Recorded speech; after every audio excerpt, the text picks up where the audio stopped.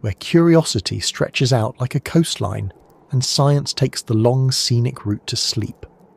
Tonight, we're setting sail into a story not about the stars above, but the deep blue below, the oceans, those vast and ancient wanderers that have quietly, patiently sculpted the very shape of the world beneath your feet.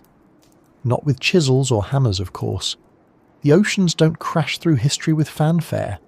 They ripple, tug, rise and retreat. They whisper across time in waves that can move mountains, quite literally. So let me ask you something as you settle into this quiet moment. Where are you listening from tonight? And how far is the ocean from where you are?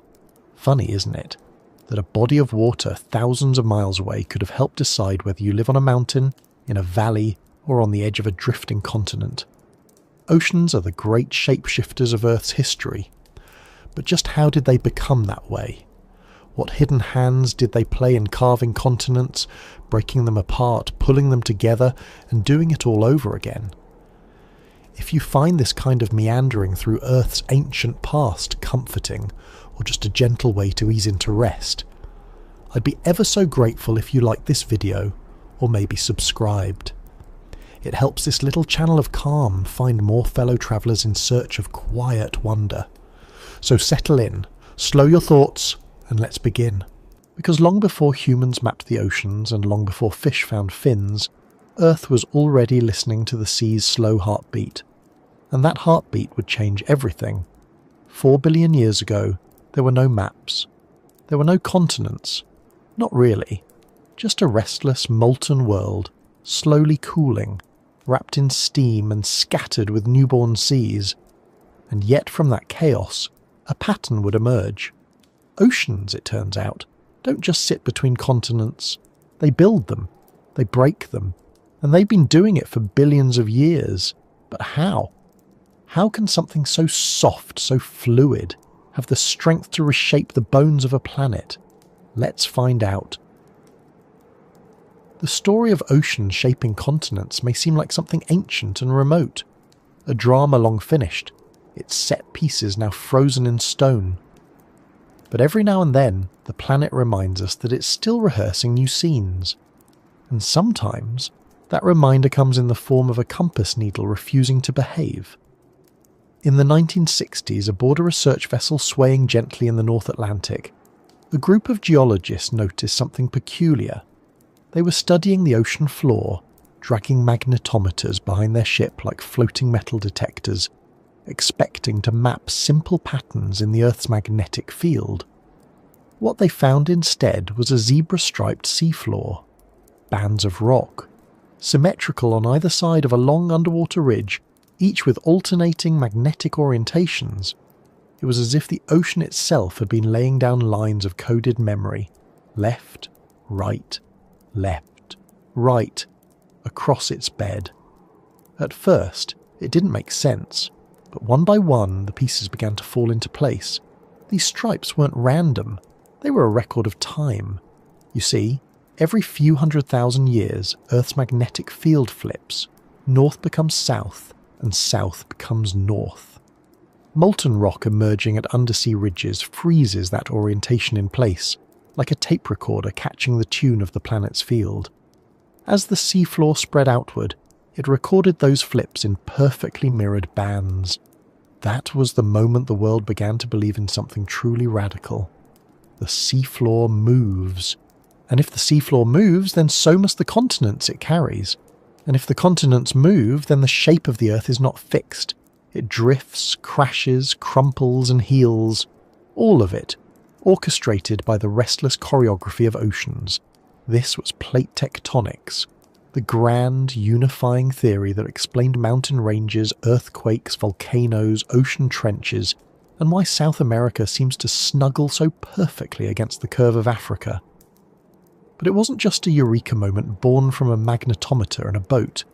It was the culmination of centuries of questions and slow realizations. You could trace its roots back to a man named Alfred Wegener, a German meteorologist with a habit of wandering far outside his lane. In 1912, he proposed that the continents had once been joined together in a single supercontinent called Pangaea, which had since drifted apart. He had maps, he had matching fossil records, he had identical rock strata on opposite sides of the ocean. What he didn't have was a mechanism. How could entire continents move? No one could say. So Wegener's idea was largely dismissed, mocked even. The idea of continental drift was shelved for decades, until that zebra-striped seafloor began to whisper the same story back, this time with the rhythm of magnetism and the pulse of new crust forming. And so we return to the oceans, not as the passive recipients of continental leftovers, but as the very architects of Earth's shifting face. They weren't just filling the gaps left by drifting landmasses, they were driving the drift itself. Beneath the waves, a conveyor belt of molten rock slowly and visibly churns. Magma rises at mid-ocean ridges, cools into new crust and spreads outward. At the edges of oceans, older crust is pulled downward into trenches, swallowed back into the mantle. This slow, cyclical breath, rising, spreading, sinking, is what moves the great plates of Earth's surface.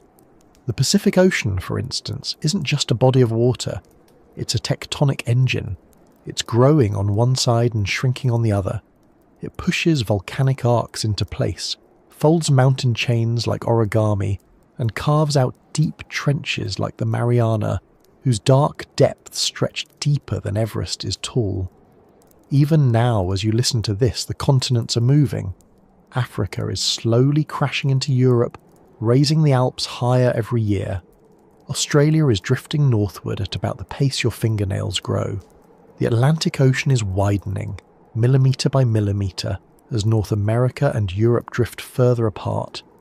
And all of it, every inch of movement, is driven by the ocean's slow, unstoppable mechanics. But the oceans don't just push continents around, they sculpt them from the inside out. Consider Iceland, that volcanic island of fire and ice. It sits right atop the mid-Atlantic ridge, a place where the seafloor is pulling apart and magma rises to fill the gap. Iceland is the rare place where you can stand with one foot on the North American plate and the other on the Eurasian plate, watching the very breath of the planet rise in columns of steam and basalt. It is the surface expression of oceanic forces shaping land born directly from the sea's secret furnace. Then there's the Red Sea, a young ocean in the making. It's a rift, an open wound in the crust, where Africa is slowly peeling away from Arabia. Someday, millions of years from now, that rift will widen, water will flood in, and a new ocean will be born. What is now desert and salt flats will become seafloor. It's the planet's version of prenatal geology, the beginnings of a blue world being carved in real time.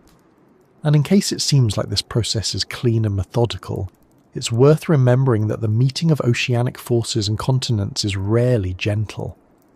The Himalayas exist because the Indian subcontinent, driven by the same currents of molten rock beneath the ocean, slammed into Eurasia with the force of a planetary-scale car crash.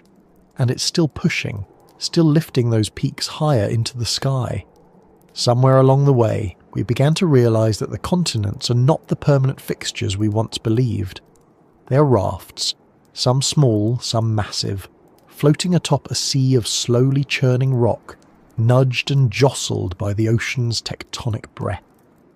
The land beneath your home, your city, your favourite forest trail, it all rides on the back of this hidden engine.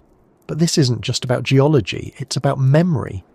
Because the ocean floor, while vast, is young. Most of it is less than 200 million years old, a blink in Earth's 4.5 billion year history. Why? Because it gets recycled. Like an artist painting over canvas again and again, the ocean floor is constantly renewed at ridges and erased at trenches. But the continents, they're ancient. They hold memories the oceans cannot. Cratons, those stable cores of continents, can be over 3 billion years old, and yet they've been shaped, squeezed and sculpted by oceanic forces all the same. The continents endure, but they are never untouched. It's strange to think that the ocean, so fluid and formless, has had such a rigid influence on the structure of the land. But that's the paradox of Earth. It's a planet of opposites shaping each other. Fire builds islands, water splits continents, the soft sculpts the hard, and time, ever patient, ties it all together. Back on that ship in the Atlantic, the geologists couldn't have known that their striped seafloor would rewrite textbooks. But they knew what they were seeing was important. It was as if the planet had finally dropped its disguise and was showing them the gears behind the curtain. And here we are, decades later, still tracing those stripes, still following the clues left behind by a world in motion, still listening for the ocean's quiet instructions. So if you ever find yourself standing on a beach, looking out across the waves, know this, that water, shimmering and gentle, is also the muscle that tore continents apart and stitched them back together. It carries not just fish and salt and songs of the wind, but the memory of where land has been and where it's going, and the compass in your hand. It may point north, but in the end, it points to the sea. To understand how the ocean shaped the continents, we need to step backward, not a few centuries or millennia, but far, far beyond that. Back before cities and ships and even trees, before the continents as we know them had names or shapes or places on a map.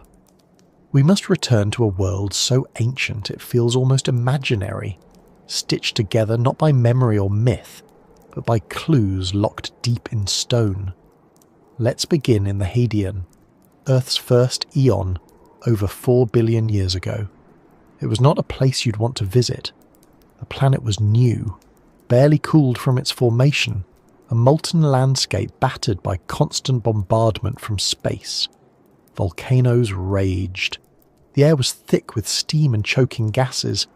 The moon had just formed, likely torn from Earth in a colossal impact, and it hung huge in the sky, too close, too bright, too raw. And yet, somewhere in that chaos, water arrived. We don't know exactly how. Some say it came from icy comets, flung in from the outer solar system. Others suggest it was already here, locked inside Earth's early minerals and released by volcanic breath. Either way, it rained, and rained, and rained.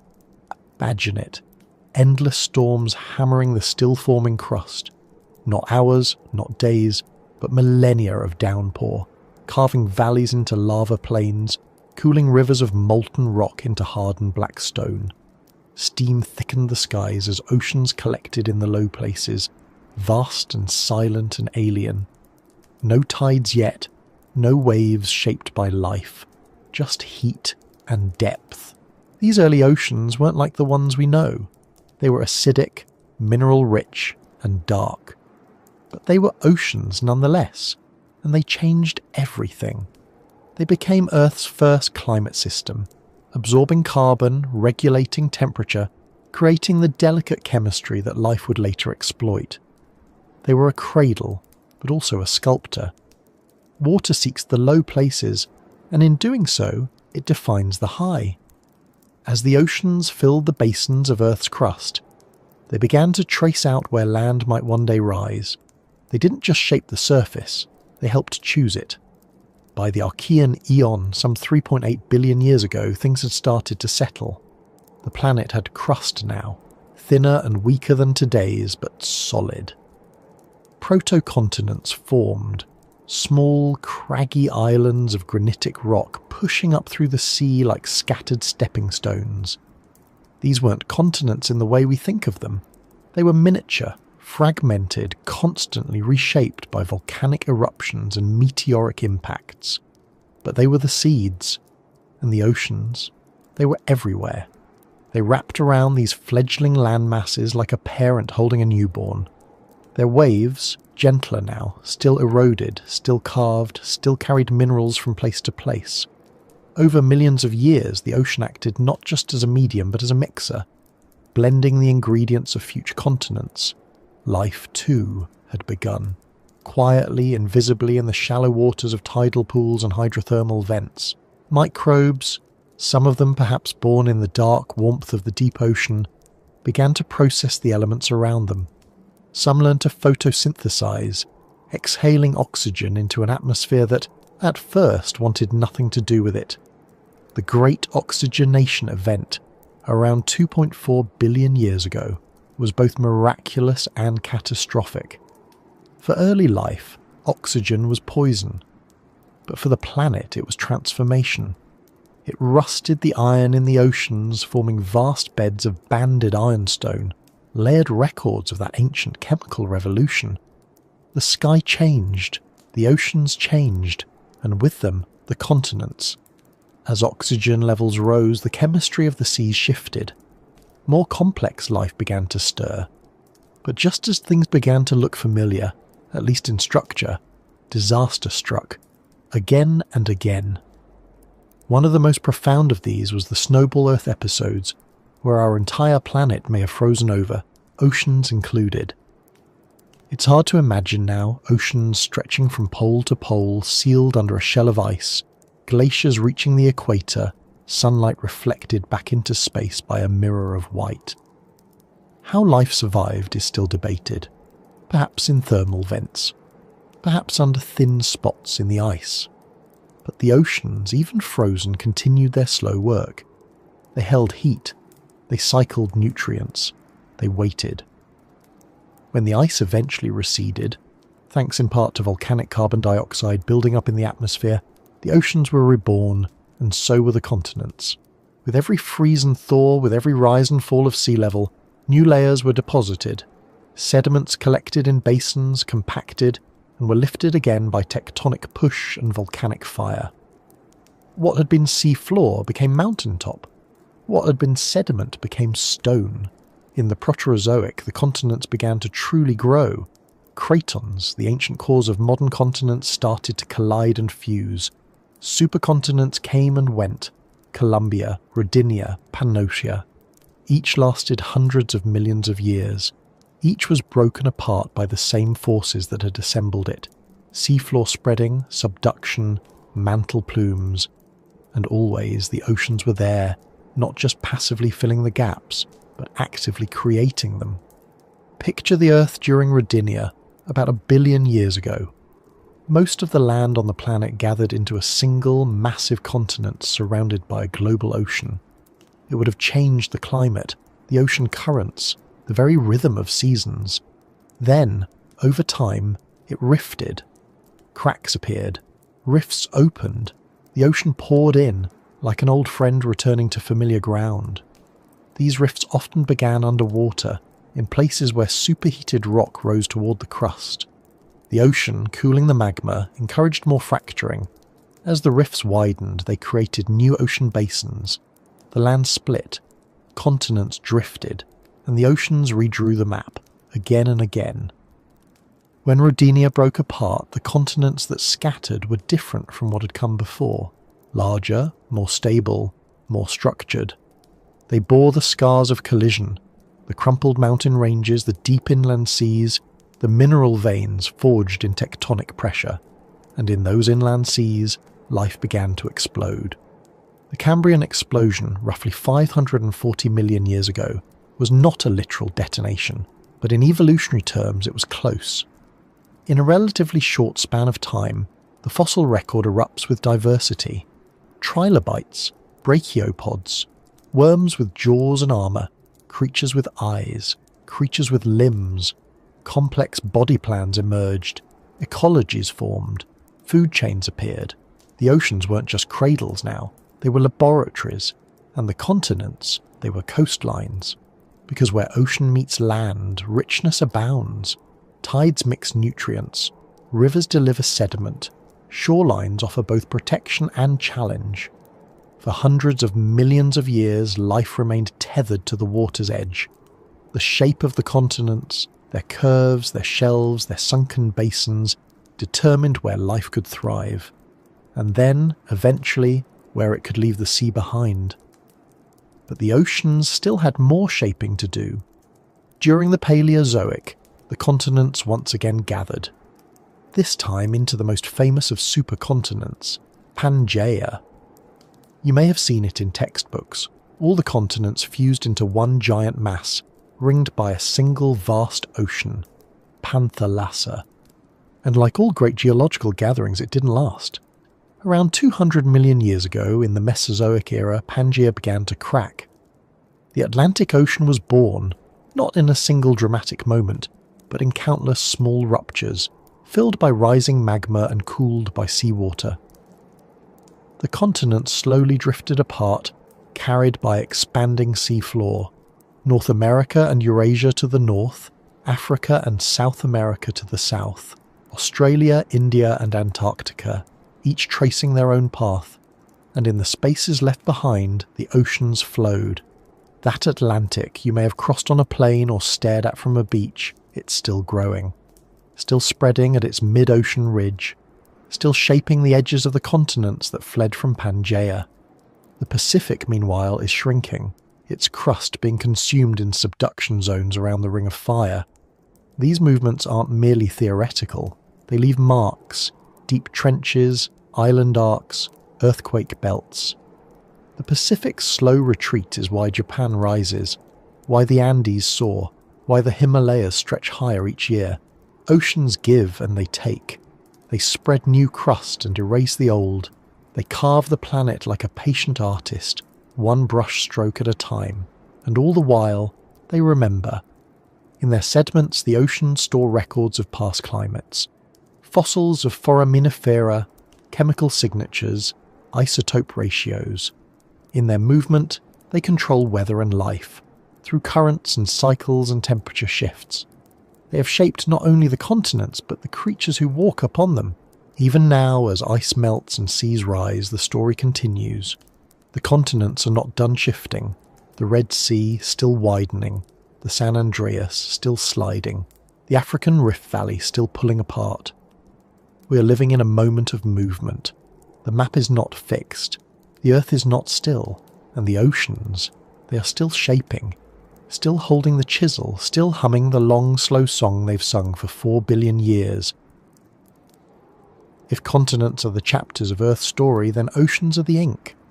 But even the steadier script has turning points, sudden shifts, deep ruptures, world-altering moments when the calm rhythms of geology lurch into motion. The Earth, usually slow and deliberate, sometimes makes dramatic decisions, and when it does, the oceans are not passive observers. They are catalysts, triggers, accomplices in the reshaping of the world. At the heart of this drama is heat, invisible, immense, and restless. Beneath your feet right now, deep in the Earth's mantle, that heat is rising. Not the warmth of summer sun or a stove's glow, but something older and wilder. This is primordial heat, left over from the birth of the planet, mixed with the quiet, ticking decay of radioactive elements embedded in the rock. This heat moves. Slowly, yes, but with purpose. It rises in great columns known as mantle plumes and spreads outward beneath the crust like warm honey under a brittle skin. Where it pools, it lifts the crust above, stretching it thin. Where it presses hard enough, it can break it. These plumes are the breath of the deep earth, and sometimes they exhale with extraordinary force. One such breath, some 250 million years ago, marked the beginning of the end for nearly all life on Earth. We call it the Great Dying, the Permian-Triassic extinction event, a moment in Earth's past when 96% of marine species vanished, along with 70% of life on land. Forests fell silent, coral reefs crumbled, trilobites once dominant disappeared forever. What could cause such devastation? The story begins beneath what is now Siberia, where a mantle plume punched through the crust in a cataclysmic event of fire and stone. Volcanoes erupted, not for days or years, but for hundreds of thousands of years, maybe longer. This wasn't a single mountain spewing lava. It was a province, an entire region turned into a furnace. Lava flowed in waves, sometimes kilometers thick, drowning the land in basalt. Today we call this vast scar the Siberian Traps.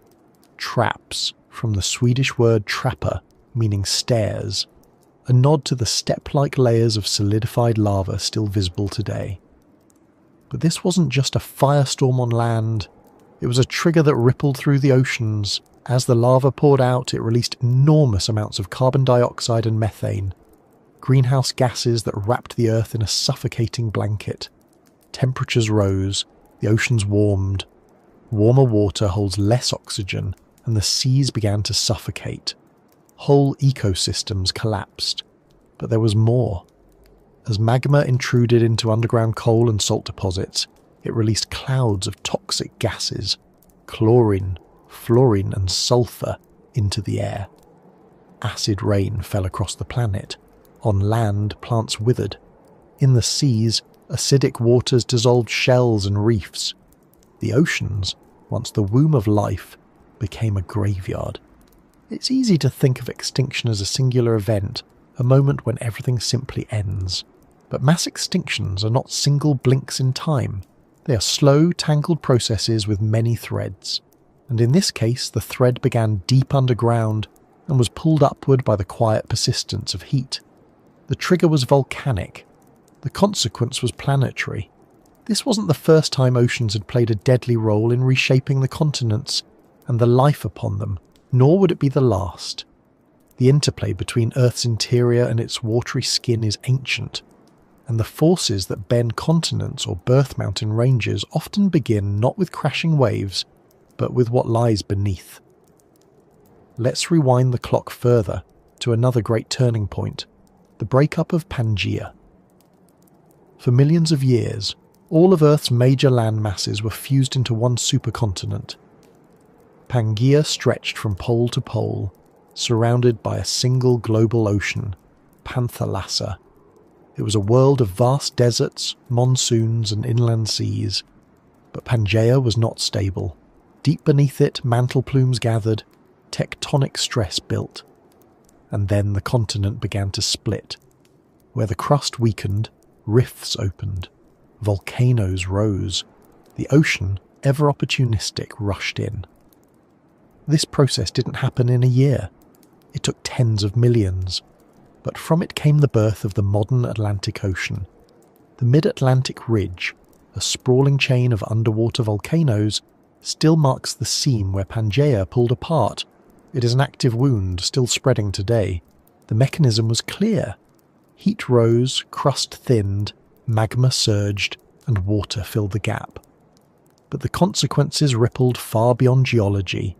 As the continents drifted apart, they created new coastlines, isolated populations, altered ocean currents. These shifts triggered evolutionary bursts, speciation events, and sometimes new vulnerabilities. Dinosaurs thrived on the new continents. Mammals adapted. Plants spread in new directions. The shape of the continents, shaped by the oceans, now shaped life itself. But the oceans aren't just architects of drift. Sometimes they are the agents of compression. Where oceanic crust is pulled beneath continents, mountains rise. Subduction zones are where land is folded and lifted, where earthquakes snap and volcanoes erupt. These are the front lines of continental change. The Himalayas exist because the Indian plate, once separated from Asia by an ocean, raced northward and collided. It was propelled by seafloor spreading and arrested only by the mass of a continent. The impact wasn't fast, but it was relentless. The oceanic crust between them vanished beneath the collision, and the sea that once separated India from Eurasia closed forever. Today, you can walk high in the Himalayas and find fossils of ancient sea creatures, remnants of a vanished ocean lifted skyward by tectonic force. The presence of these shells is a quiet reminder that even the tallest mountains were once seafloor, and the force that raised them? It began with oceanic motion. Sometimes the oceans cause continents to split. Sometimes they help slam them together, and sometimes they simply pull the threads that unravel entire systems. At the end of the Cretaceous period, 66 million years ago, Earth faced another extinction, the one that ended the reign of the dinosaurs. Most know the story of the asteroid, a 6-mile-wide rock from space striking what is now the Yucatan Peninsula, releasing more energy than billions of atomic bombs, setting the sky on fire, triggering earthquakes and tsunamis and shrouding the planet in dust. But even here, the oceans played their part. The impact struck a shallow sea. The rocks it vaporized were rich in sulfur. The water turned to steam, carrying sulfate aerosols into the upper atmosphere, blocking sunlight, cooling the Earth drastically. Photosynthesis slowed. Plants died. The food chain collapsed. And beneath India, perhaps not coincidentally, volcanoes were already erupting. The Deccan Traps, like their Siberian cousins, poured out lava and gases, thickening the planet's already troubled skies. Whether the volcanoes were triggered by the asteroid or were simply a cruel geological coincidence remains debated. But the combination was deadly. The oceans once again became a record of extinction, a mirror of atmospheric crisis, and eventually a womb for rebirth. Because in every mass extinction there is also opportunity. New lineages rise in the quiet spaces left behind. Mammals emerged from the shadows. Flowering plants spread. The continents, now reconfigured, hosted new climates, new migrations, new chances for life to begin again. And all of it, every flood, every fire, every fragile recovery, was shaped, nudged, or amplified by the oceans. They are not separate from the story. They are its central thread. The oceans, after all their roles in destruction, became architects of recovery. In the pale light following the fall of the dinosaurs, the seas stirred with new life. With the great reptiles gone, niches reopened. Phytoplankton bloomed again, quietly weaving oxygen and food from sunlight and carbon dioxide. Tiny crustaceans multiplied, feeding fish, who in turn fed larger fish, then mammals, and then the shadows began to fill with possibility. The ocean floor too began to shift. As the continents continued their slow migration, the shapes of the basins changed. This wasn't just a matter of geography, it redefined the way the world breathed. Because oceans are not still bodies, they circulate, driven by heat from the sun, by the spin of the planet, by the pull of the moon, and the shape of the continents themselves. Currents snake across the globe, carrying warmth from the equator to the poles and returning with the cold. The global conveyor belt, technically the thermohaline circulation, is a planetary bloodstream, connecting the shallow sunlit seas with the deep, dark abyss. It's driven by temperature and salt. Warm, less salty water floats. Cold, salty water sinks. Together they form rivers within oceans, some larger than anything seen on land. And it is here, at the nexus of shape and motion, that the oceans begin to reshape the continents not through brute force, but through subtle influence. As the continents drift, they change the paths of these currents. A new mountain range can block winds. A closing sea can trap heat. A shifting isthmus can seal off one ocean from another. One of the most dramatic examples of this came about 5 million years ago with the closing of the Central American Seaway. Before then, the Pacific and Atlantic Oceans flowed more freely between North and South America. But as the two continents inched together, nudged by the same tectonic forces that opened and closed so many basins before them, a land bridge formed. The Isthmus of Panama. It didn't look like much at first, just a strip of land rising above sea level. But its effects were enormous. That narrow bridge cut off the connection between two great oceans. Currents shifted. The Gulf Stream intensified, warming Europe and helping drive monsoons in Africa. Atlantic waters became saltier, and polar ice expanded. This small patch of land, just a few hundred kilometers wide, reshaped the climate of entire continents. Meanwhile, life responded. Animals crossed the bridge. Armadillos, porcupines, and opossums moved north. Bears, horses, and cats moved south. Some thrived, some vanished. The land had changed, the sea had yielded, and evolution did what it always does. It adapted. Even today we live with the consequences of that closing seaway.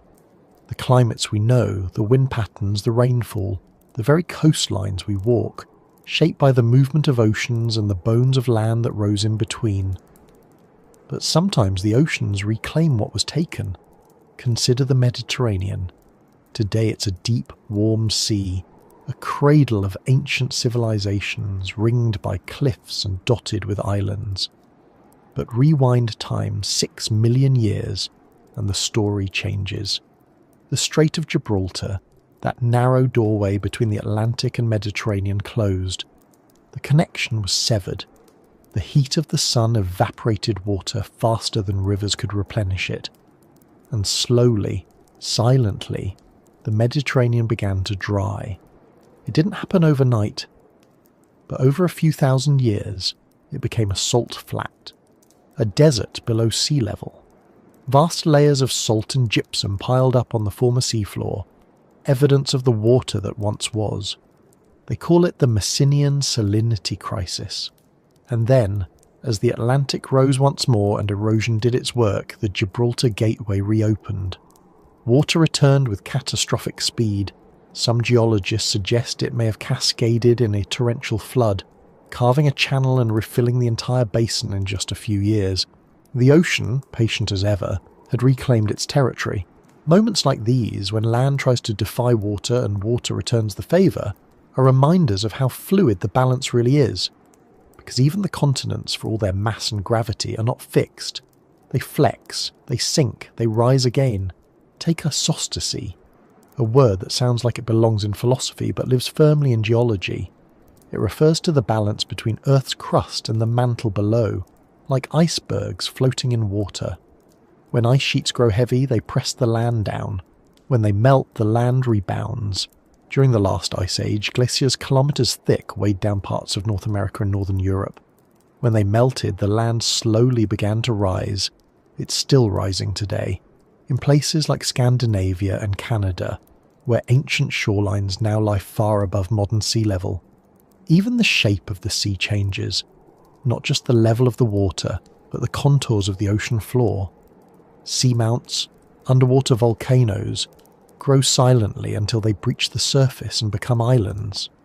Coral reefs build upon themselves, turning sunlit shallows into fortress walls. Subduction zones pull ocean basins deeper. Mid-ocean ridges raise them. And so, the relationship between ocean and continent is not just one of movement across the surface. It is a dance of depths, of mass and memory, of push and pull, up and down. This dance is what created some of Earth's most iconic shapes, the archipelagos of Indonesia and the Philippines, forged where the Pacific Plate dives beneath its neighbours, the island chains of Hawaii marking the slow drift of a plate over a stationary hotspot, the fjords of Norway, carved by glaciers and flooded by rising seas. Even the shapes we think of as familiar, Florida's curve, India's point, the Horn of Africa, are not eternal. They are temporary configurations, snapshots in a fluid ballet that has no final act. And sometimes that act includes fire. Back in the Pacific Ocean lies a scar, a line of fire stretching like a necklace around the basin, the Ring of Fire, a zone of earthquakes, volcanoes and subduction. Here, oceanic plates are consumed beneath continents, fueling eruptions that rise above the sea and sometimes stay there. Think of Japan, of New Zealand, of the Aleutian Islands. These aren't just dots on a map. They are memories of collisions. The ocean floor diving under land, melting, rising, and being born again as islands. In this way, oceans don't just shape continents, they create them. Some of the youngest land on Earth exists today in Iceland and Hawaii, rising from mid-ocean ridges and volcanic plumes. These islands are still growing, still changing, still listening to the slow instructions of the molten world beneath. And yet, the oceans are not done. Today, we can measure their intentions with satellite precision. GPS stations track continental drift down to millimeters per year. Ocean buoys sense the rise of heat in deep waters. Submersibles explore volcanic ridges never seen by human eyes. The ocean is still speaking, we're just now learning how to listen. And what it's telling us is this: change never stops. The Red Sea, as we've mentioned, is a young ocean tearing Africa apart. Someday its rift will widen enough to become a vast basin. Ethiopia and Somalia may drift into the Indian Ocean, forming new islands, new shores. The Atlantic will continue to spread. The Pacific, constrained by subduction, may one day vanish entirely. In its place, another supercontinent may form. Some scientists call it Amasia, a future landmass formed by the collision of the Americas with Asia. It may take 200 million years, maybe more, but the stage is already set. Because the oceans, with their hidden engines and quiet forces, are already at work. Beneath the waves, the continents are moving. The map is shifting. The script continues. And perhaps, most curiously, none of this required us. For most of Earth's history, all this happened in silence. No eyes to witness it. No minds to question it. Oceans split continents, raised mountains, sparked extinctions, seeded life, and swallowed it again. Without applause, without an audience. But now, here we are. Listening, learning, telling the story. And maybe that's the most beautiful part, that we, a fragile species clinging to the surface of one moving raft, can look at the rocks beneath our feet, the waves at our shores, the magnetic stripes on the ocean floor, and read the movements of time itself. That in the shifting of continents and the churn of oceans, we see more than geology. We see the planet dreaming. The Earth never changes in isolation. One shift calls another, one breath sets others stirring, and when oceans act, splitting continents, releasing heat, drowning coastlines, they rarely do so quietly. The effects ripple outward like a pebble dropped in still water, wave after wave touching everything in their path. Each movement in Earth's interior begins a chain of consequences across land, sea, sky, and life itself. Some of these consequences are instant, violent, unmissable, like an earthquake splitting a city or a tsunami stealing the horizon. Others take time, decades, centuries, millennia. But the chain begins all the same. Let's return for a moment to one of Earth's great breakups, the rifting of Pangaea. As the supercontinent fractured, it wasn't just a reshuffling of geography. The very fabric of Earth's systems began to reweave. Climate changed radically.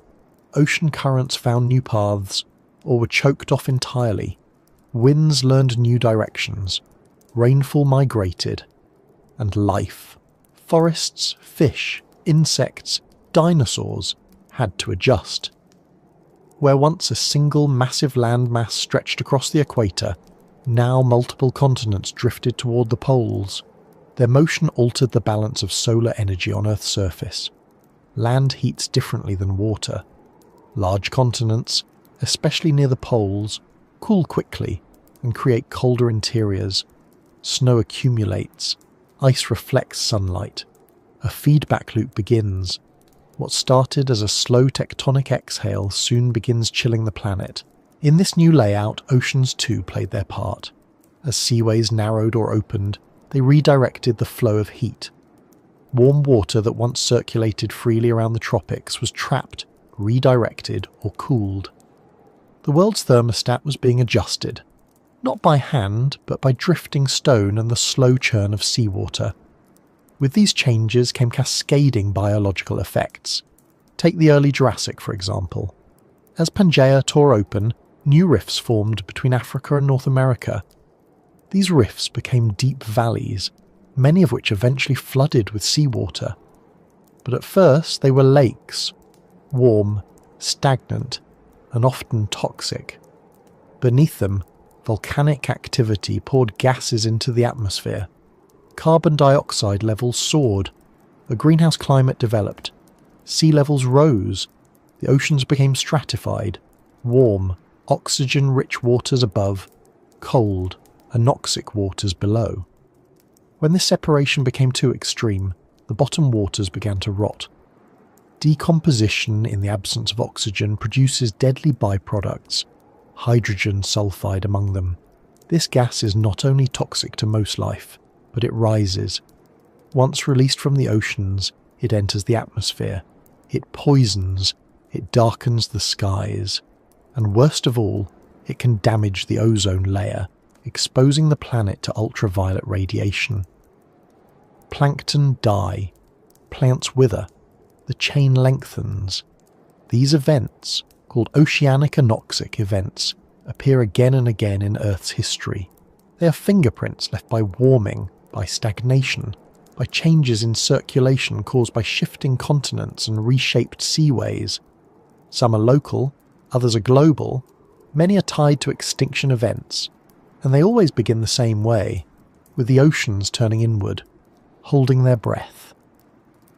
This same chain of reactions played out more dramatically at the end of the Permian period. As we touched on earlier, this was the worst extinction in Earth's history. But it wasn't just the lava or the heat that did the damage, it was what followed. The volcanic eruptions released vast amounts of greenhouse gases, carbon dioxide, yes, but also methane, a gas many times more potent. Oceans absorbed some of it, becoming more acidic. Reefs dissolved, shellfish struggled, the base of the marine food chain began to erode. Meanwhile, on land, temperatures soared. Some estimates suggest average equatorial temperatures may have reached 40-50 degrees as 104-122 to 1. Rainfall patterns shifted, droughts expanded, swamps turned to dust, and all the while, the Earth's ability to absorb carbon weakened. Forests burned, soils degraded, feedback loops multiplied. With the oceans warming, stratification deepened. The deep waters lost oxygen. Microbes that thrive in such conditions, anaerobic bacteria, flourished, producing even more methane and hydrogen sulfide. The sea, once the source of life, became toxic. This sequence, the warming, the stagnation, the anoxia, the poison, is a geological refrain. It has echoed through the planet's deep time more than once, and it is always accompanied by reshaped geography. Continents shifting, seaways opening or closing, and the oceans recalibrating their flows. At each step, life reacts. Some organisms perish quickly, sensitive to temperature, oxygen, or acidity. Others endure for a while, only to starve when food chains collapse. Still others adapt, shrink, retreat, wait, and sometimes entirely new forms of life rise to fill the vacuum. The breakup of continents doesn't just kill, it also isolates. As land masses separate, populations become cut off from one another. Species that once mingled and bred freely now evolve apart.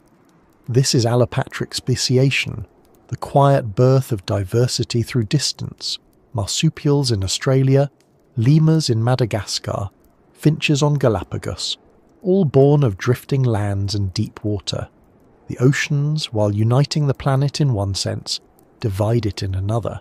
They create edges, barriers, island laboratories for evolution to tinker with. And what the oceans divide, they also unify on their own terms. Because when continents collide, they don't just crumple. They force the oceans to find new paths.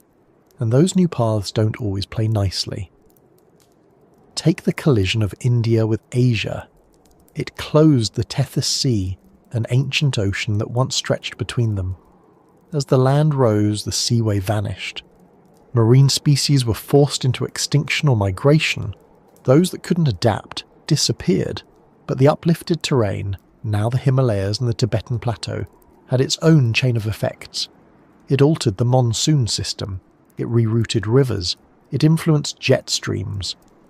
The climate of half the planet changed because a chunk of crust moved northward and said, "Here I will stay." These moments, the opening of oceans, the closing of seaways, the collisions of continents, are not isolated events. They are invitations to feedback. The Earth listens to its own movements.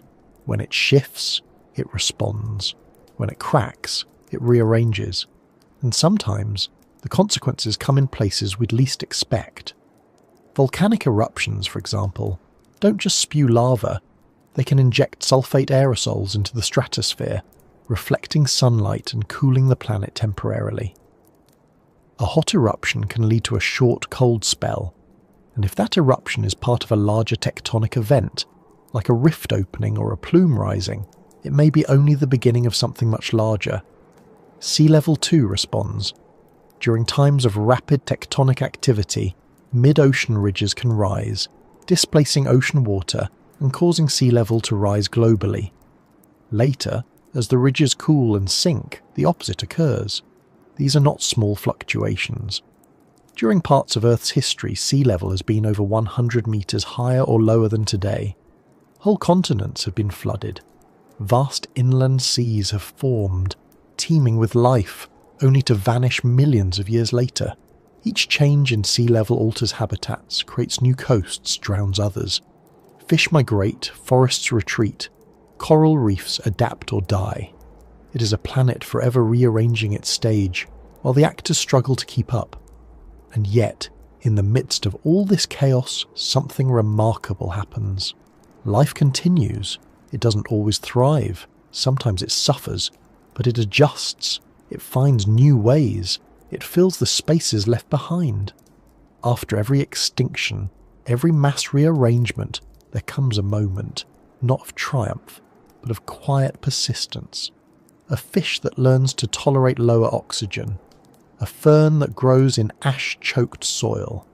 A tiny mammal scurrying through the underbrush of a shattered forest, unaware that it carries the future in its blood. These are the threads that continue the story. Not grand, not sudden, but enough. And through it all the oceans remain, deep, ancient, knowing. The great conveyor of heat and memory. The keeper of balance, the trigger, and the balm. The aftermath of tectonic change is never clean. It echoes, it lingers. The Earth may be silent again, but its systems remain in motion, adjusting and absorbing, trembling beneath the weight of what has just occurred. After the roar of rupture, it's the ripple that carries on. And those ripples, the slow readjustments of climate, chemistry, and life, are where the true legacy of any great geological shift lies. Because the reshaping of continents doesn't end with mountains or ocean basins. It reshapes weather. It rewrites ecosystems. It recalibrates the balance between atmosphere and sea. It's not the moment of change that defines the world. It's the long recovery that follows. Let's follow one of those ripples. After Pangaea split and the Atlantic Ocean began its long, patient widening, the continents weren't simply drifting apart like leaves on a pond. They were changing shape. As North America pulled westward, tension built across its crust. The land cracked, warped, rose. The Rocky Mountains began to form, not through a straightforward collision, but through a complex ballet of subduction and resistance. To the west, the Pacific Plate was diving beneath North America. But unlike the sharp-angle subduction we see in places like the Andes, this one was shallower. The descending slab scraped further beneath the continent, pushing uplift far inland. As it did, it warped the crust from below, lifting entire regions of what would become Colorado, Wyoming, and Montana. It wasn't a crash. It was more like a slow shove from beneath. And with that slow lift came consequences. Rivers changed direction. Sediment piled up in new places. Rain shadows formed. Forests dried.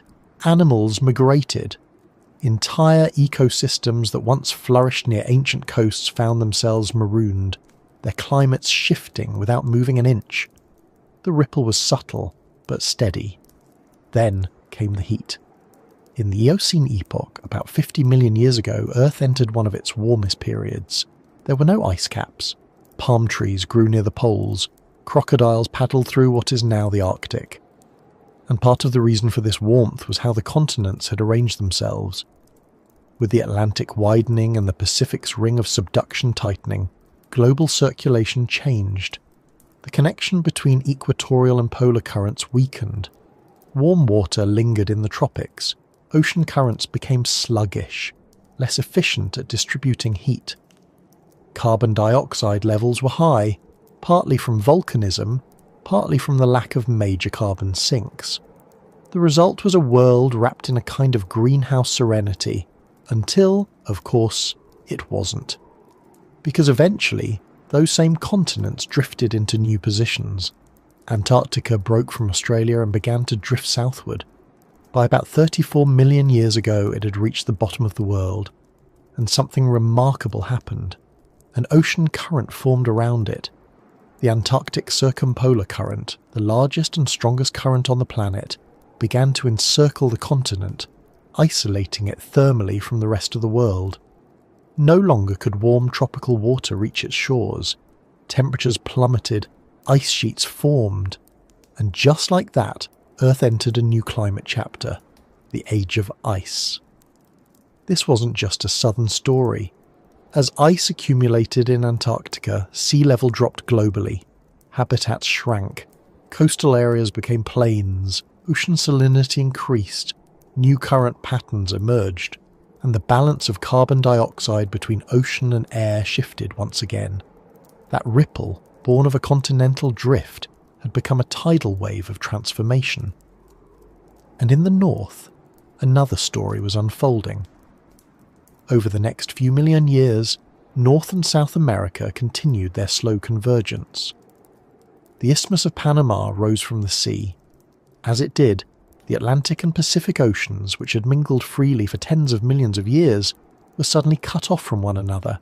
The Atlantic became saltier. The Pacific became fresher. Currents changed direction. The Gulf Stream strengthened, pulling warm water northward and fueling snowfall in high latitudes. Paradoxically, this warmth may have helped trigger the Northern Hemisphere's ice ages by building up snow that reflected more sunlight and cooled the planet further. It's a strange truth. Sometimes warming leads to cooling. Sometimes opening a sea leads to extinction. Sometimes closing one leads to life. There are no clean lines in these chain reactions, just a web. Complex, chaotic, interconnected. And that web doesn't only stretch through space, it stretches through time. One volcanic event might release carbon dioxide that warms the planet for hundreds of thousands of years. That warmth may thaw permafrost, releasing more greenhouse gases. It may trigger methane hydrates to erupt from the seafloor. It may expand forests, which draw down carbon. It may change rainfall, which affects erosion, which affects nutrient delivery to oceans, which affects plankton, which affects oxygen, which affects fish, which affects everything. Each link leads to the next, and the ocean is there in every step, amplifying, damping, directing. Even now in the modern world, we can see these same processes still at work. Off the coast of Western Africa, dust from the Sahara fertilizes the Atlantic, feeding plankton that draw carbon from the air. That carbon sinks to the seafloor in their tiny bodies, locking it away for millennia. In the Arctic, melting sea ice exposes darker ocean water, which absorbs more heat, which melts more ice, which raises sea levels, which changes currents, which affects storm tracks. In the Pacific, El Niño and La Niña events, temporary shifts in ocean temperature, change rainfall patterns around the globe, affecting crops, migration, and even disease. We often think of the oceans as separate from land, but they're not. They're the backdrop, the engine, the archive. The sediment layers on the seafloor record past climates in their chemistry. Fossils on the shelves of drowned coastlines tell us where ancient shores once lay. Salinity, temperature, and current speed all tell us what's coming, and what's coming is never simple. The Earth does not return to balance quickly. After every great upheaval, there is a long period of adjustment, a breathing in, a recalibration. New species rise slowly, forests regrow, coral reefs reform if conditions allow. Sometimes they don't, and sometimes the aftershocks of an event are felt long after the event has ended. Take the Paleocene Eocene thermal maximum, or PETM. About 56 million years ago, in the wake of the breakup of Gondwana and the rearrangement of ocean currents, something triggered a massive release of carbon into the atmosphere. Temperatures spiked. The oceans acidified, deep-sea creatures vanished, mammals shrank in size, rainfall patterns shifted dramatically. The warming lasted for hundreds of thousands of years, the recovery, millions more. This is what Earth does. It survives, but slowly. And now, in the Anthropocene, the age of human influence, we're adding our own chain reactions to the mix. Burning fossil fuels releases carbon once stored in ancient oceans and coastal swamps. That carbon warms the atmosphere. The atmosphere warms the ocean expands. Ice melts. Sea level rises. Shorelines retreat. Salinity patterns change. Currents wobble. And life responds, often by retreating, migrating or disappearing. It is not a new pattern. It is the oldest pattern. But this time, it's moving faster. And yet, even now, the Earth responds in familiar ways. Trees grow faster in carbon-rich air, until droughts or fires undo the gains. Ocean algae bloom in new places, until acidification strips away their shells. Animals shift their ranges until they run out of places to go. The chain continues. The oceans, as always, are at the heart of it. They are not villains in this story, nor heroes. They are participants, systems within systems. Memory made liquid. They remember every change, every spike in carbon, every crash in biodiversity, every warming and cooling and rising and falling. They remember the continents too, where they've been, how they've wandered, what they've survived. And they carry those stories in layers of mud, in the swirl of currents, in the shape of coastlines, and the chemistry of rain. So when we look at a map, we're not seeing stillness. We're seeing choreography frozen mid-step. Every continent is a consequence. Every island is a ripple. Every mountain range is a memory. And the oceans, they are the ones who moved the pieces, reset the stage and swept the curtains wide. The aftermath of change is never truly past. It's just the next prelude in a longer song. And the oceans, old and tireless, are still humming the melody.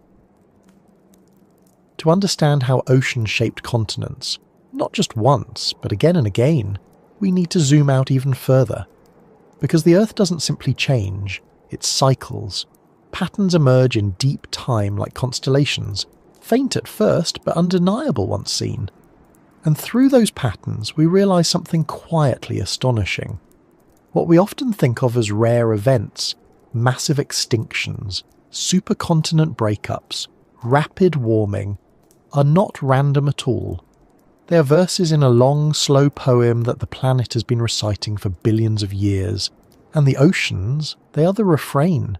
They've been here from the beginning, or nearly. Their chemistry has changed. Their currents have shifted. But the oceans have been the stage upon which Earth's greatest upheavals played out. They were here before continents had names, before fish had bones, before oxygen filled the air. So let's look back. Not to a single event, but to the rhythm of events, the slow beat of Earth's geologic memory, the pattern of transformation that has shaped the continents we walk today. It begins with heat. Every few 100 million years, the mantle below the crust grows restless. Heat builds, plumes rise. Continental plates, pushed and pulled by this energy, begin to gather into supercontinents, massive land masses that reshape ocean circulation, atmospheric currents, and the course of evolution itself. The Earth has likely seen at least 4 or 5 of these supercontinents. Pangaea, the most recent. Before that, Pangaea. Before Pangaea, Rodinia. Before Rodinia, Columbia. And before even Columbia, a shadowy candidate named Ur. Each one formed, broke apart and left behind traces in the arrangement of continents, in the mineral record, in the fossilized whispers of life that once crawled across their coasts. And each time the oceans responded. Take Rodinia, assembled roughly 1 billion years ago. It was vast, dry, and stretched across the equator. It changed weather patterns. Rainfall dwindled across the interior. Rivers dried. Nutrients that once flowed into the sea diminished, and the oceans began to starve. With fewer nutrients, photosynthesis slowed. Oxygen production dipped. Life, still mostly microbial, faced new challenges. And then came the cold. Some scientists believe that Rodinia helped trigger one of the most extreme ice ages in Earth's history, the Cryogenian, a time when glaciers may have reached all the way to the equator, entire oceans locked beneath ice, a snowball Earth.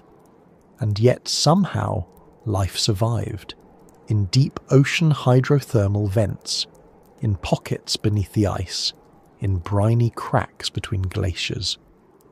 When Rodinia eventually broke apart, the Earth began to thaw. Volcanic activity released carbon dioxide. The atmosphere thickened, temperatures rose, and in the aftermath of this glacial silence, something remarkable happened. Life became more complex. This is a pattern we'll see again. Geological disruption followed by evolutionary innovation, mass extinction followed by adaptive radiation.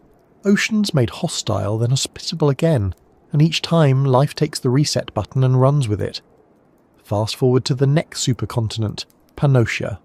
Short-lived but impactful, its assembly and quick fragmentation may have helped usher in the Cambrian explosion, the most rapid diversification of life in Earth's history. Suddenly there were eyes, jaws, shells, creatures that burrowed, swam, hunted and built reefs. Why the explosion? Possibly the breakup of Pangaea created more shallow seas, ideal real estate for early marine life. Possibly nutrient-rich runoff increased, possibly oxygen levels rose, more likely all of it together.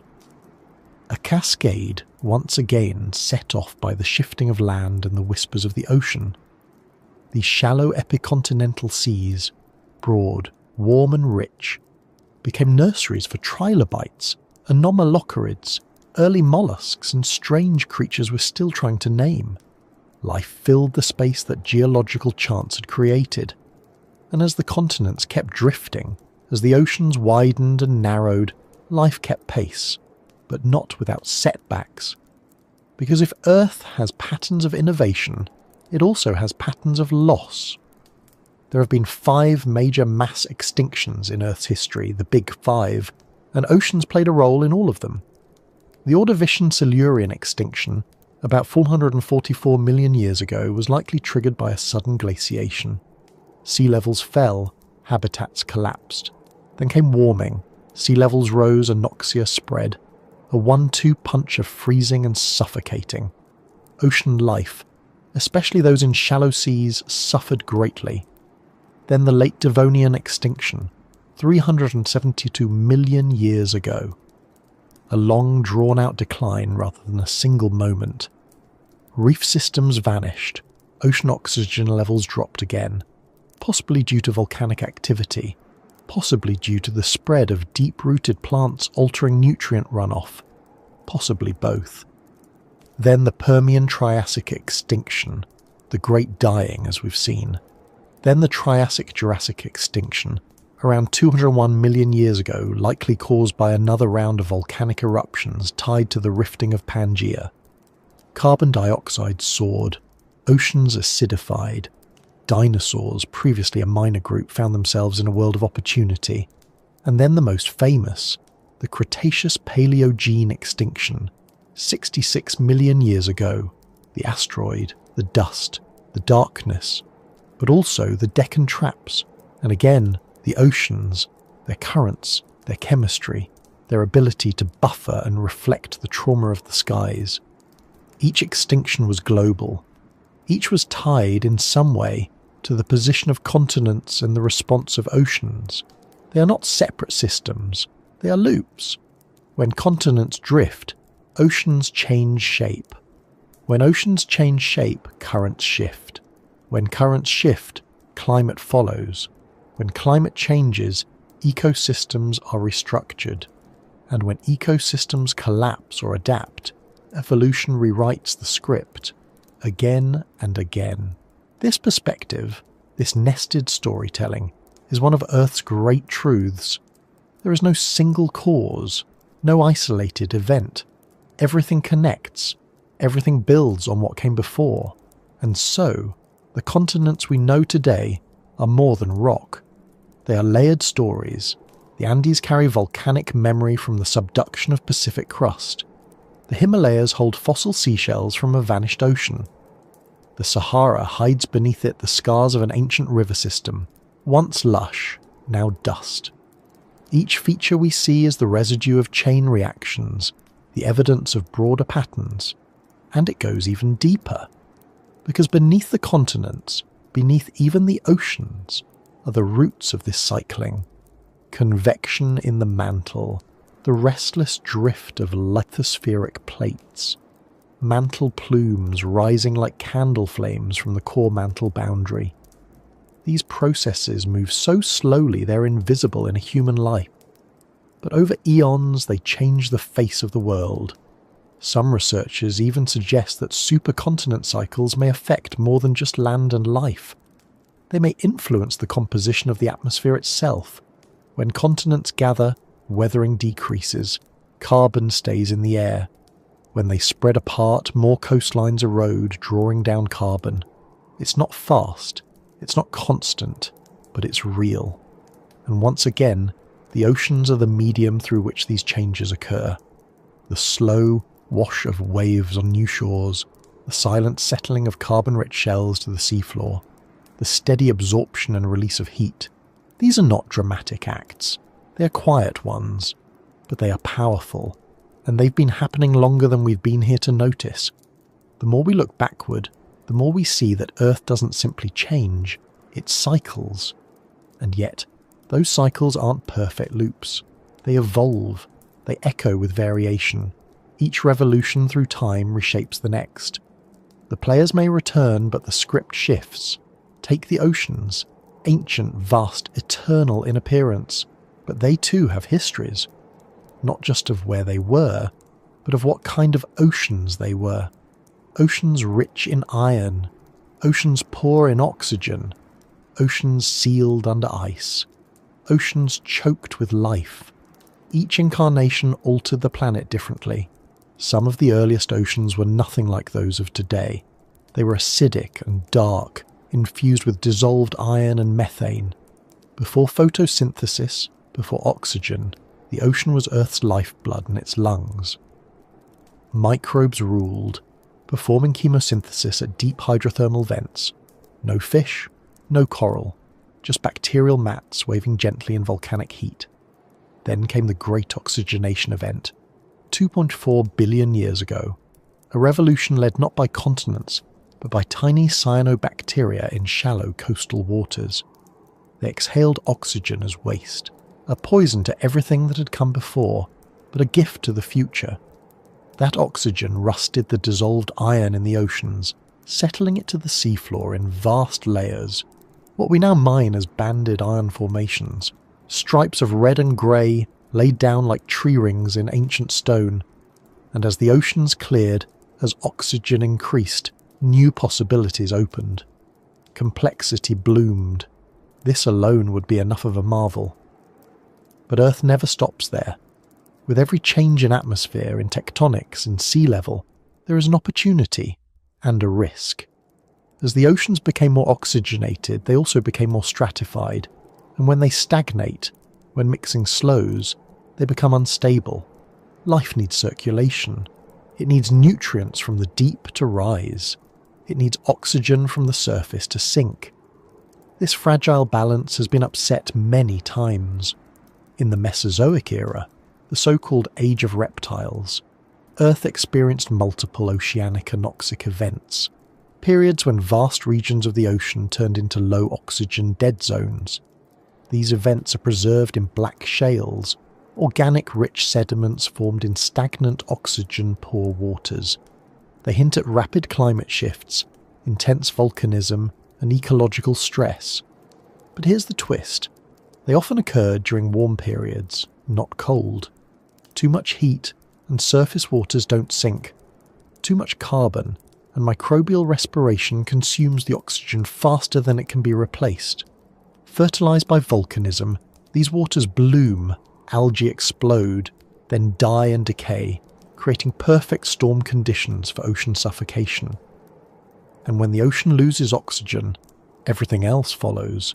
Fish die, corals bleach, shells dissolve in acidifying water, and with them go entire ecosystems. Yet from these collapse points, new forms of life arise.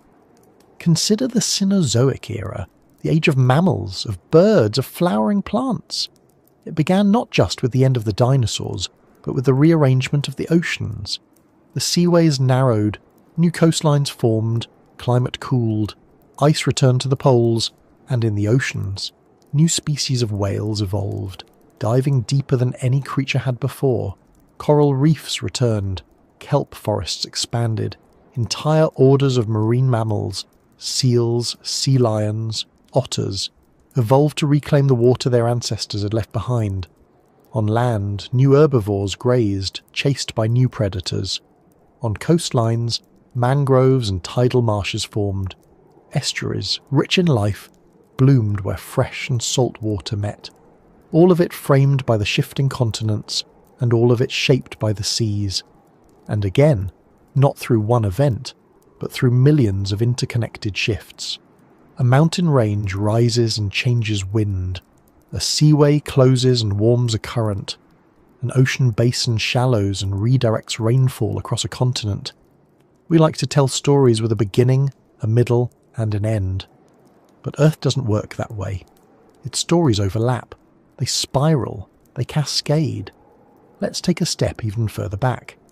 Before Rodinia, before even Columbia, there is evidence that Earth may have experienced at least one episode of true polar wander, where the entire crust of the planet slowly shifts around the core, redistributing the land toward new latitudes. Not the drift of individual plates, but of the whole outer shell. Imagine the entire world tilting. Not the spin axis, but the actual solid Earth sliding around it. If this happened, as some believe, it could have played a role in initiating Snowball Earth. Land masses suddenly moving to polar regions, ice accumulating, albedo rising, a frozen world, and always the oceans were there bearing witness, absorbing the shifts, reflecting the changes. Because the oceans don't just carry water, they carry time. They hold clues in their salinity, in their currents, in their isotopic ratios. They are history made liquid. Today we can drill deep into the ocean floor and pull up cores of sediment, layer upon layer of time. Each few centimetres might represent 1,000 years. Within those layers are fossils, chemicals, even trapped gases. They tell us when glaciers grew, when they melted, when volcanoes erupted, when iron rained down from meteorites, when extinction happened, when life returned. And with that data, we begin to glimpse patterns. For example, we see that the carbon cycle has rhythms, tight correlations between atmospheric CO2 and temperature, between temperature and sea level, between sea level and biodiversity. We see orbital cycles, Milankovitch cycles, that nudge the climate into ice ages and back again over tens and hundreds of thousands of years. These cycles control how much sunlight each part of the Earth receives, and they interact with ocean currents in profound ways. Sometimes, these small nudges trigger massive responses. A slight warming might release methane trapped in permafrost. A slight cooling might tip the Atlantic current into collapse. A burst of volcanism might coincide with orbital alignment, making a warm world even warmer. That is the broader context. That is the rhythm. And yet, it is never perfectly predictable. Earth has tendencies, not scripts, and that unpredictability is part of what has made it a cradle for life. Because while stability allows for growth, instability creates opportunity. The mass extinctions weren't the end. They were the clearing of the canvas. After each one, life diversified into forms never seen before. The mammals that emerged from the ashes of the dinosaurs, the ferns and conifers that flourished after the Permian, the strange trilobites that followed the Ordovician. Each time, the oceans helped determine who survived and who didn't. Species near the coast, sensitive to changes in salinity and oxygen. Vulnerable. Species with wide tolerance ranges. Survivors. species that could burrow, migrate, or adapt quickly. They became the ancestors of what came next.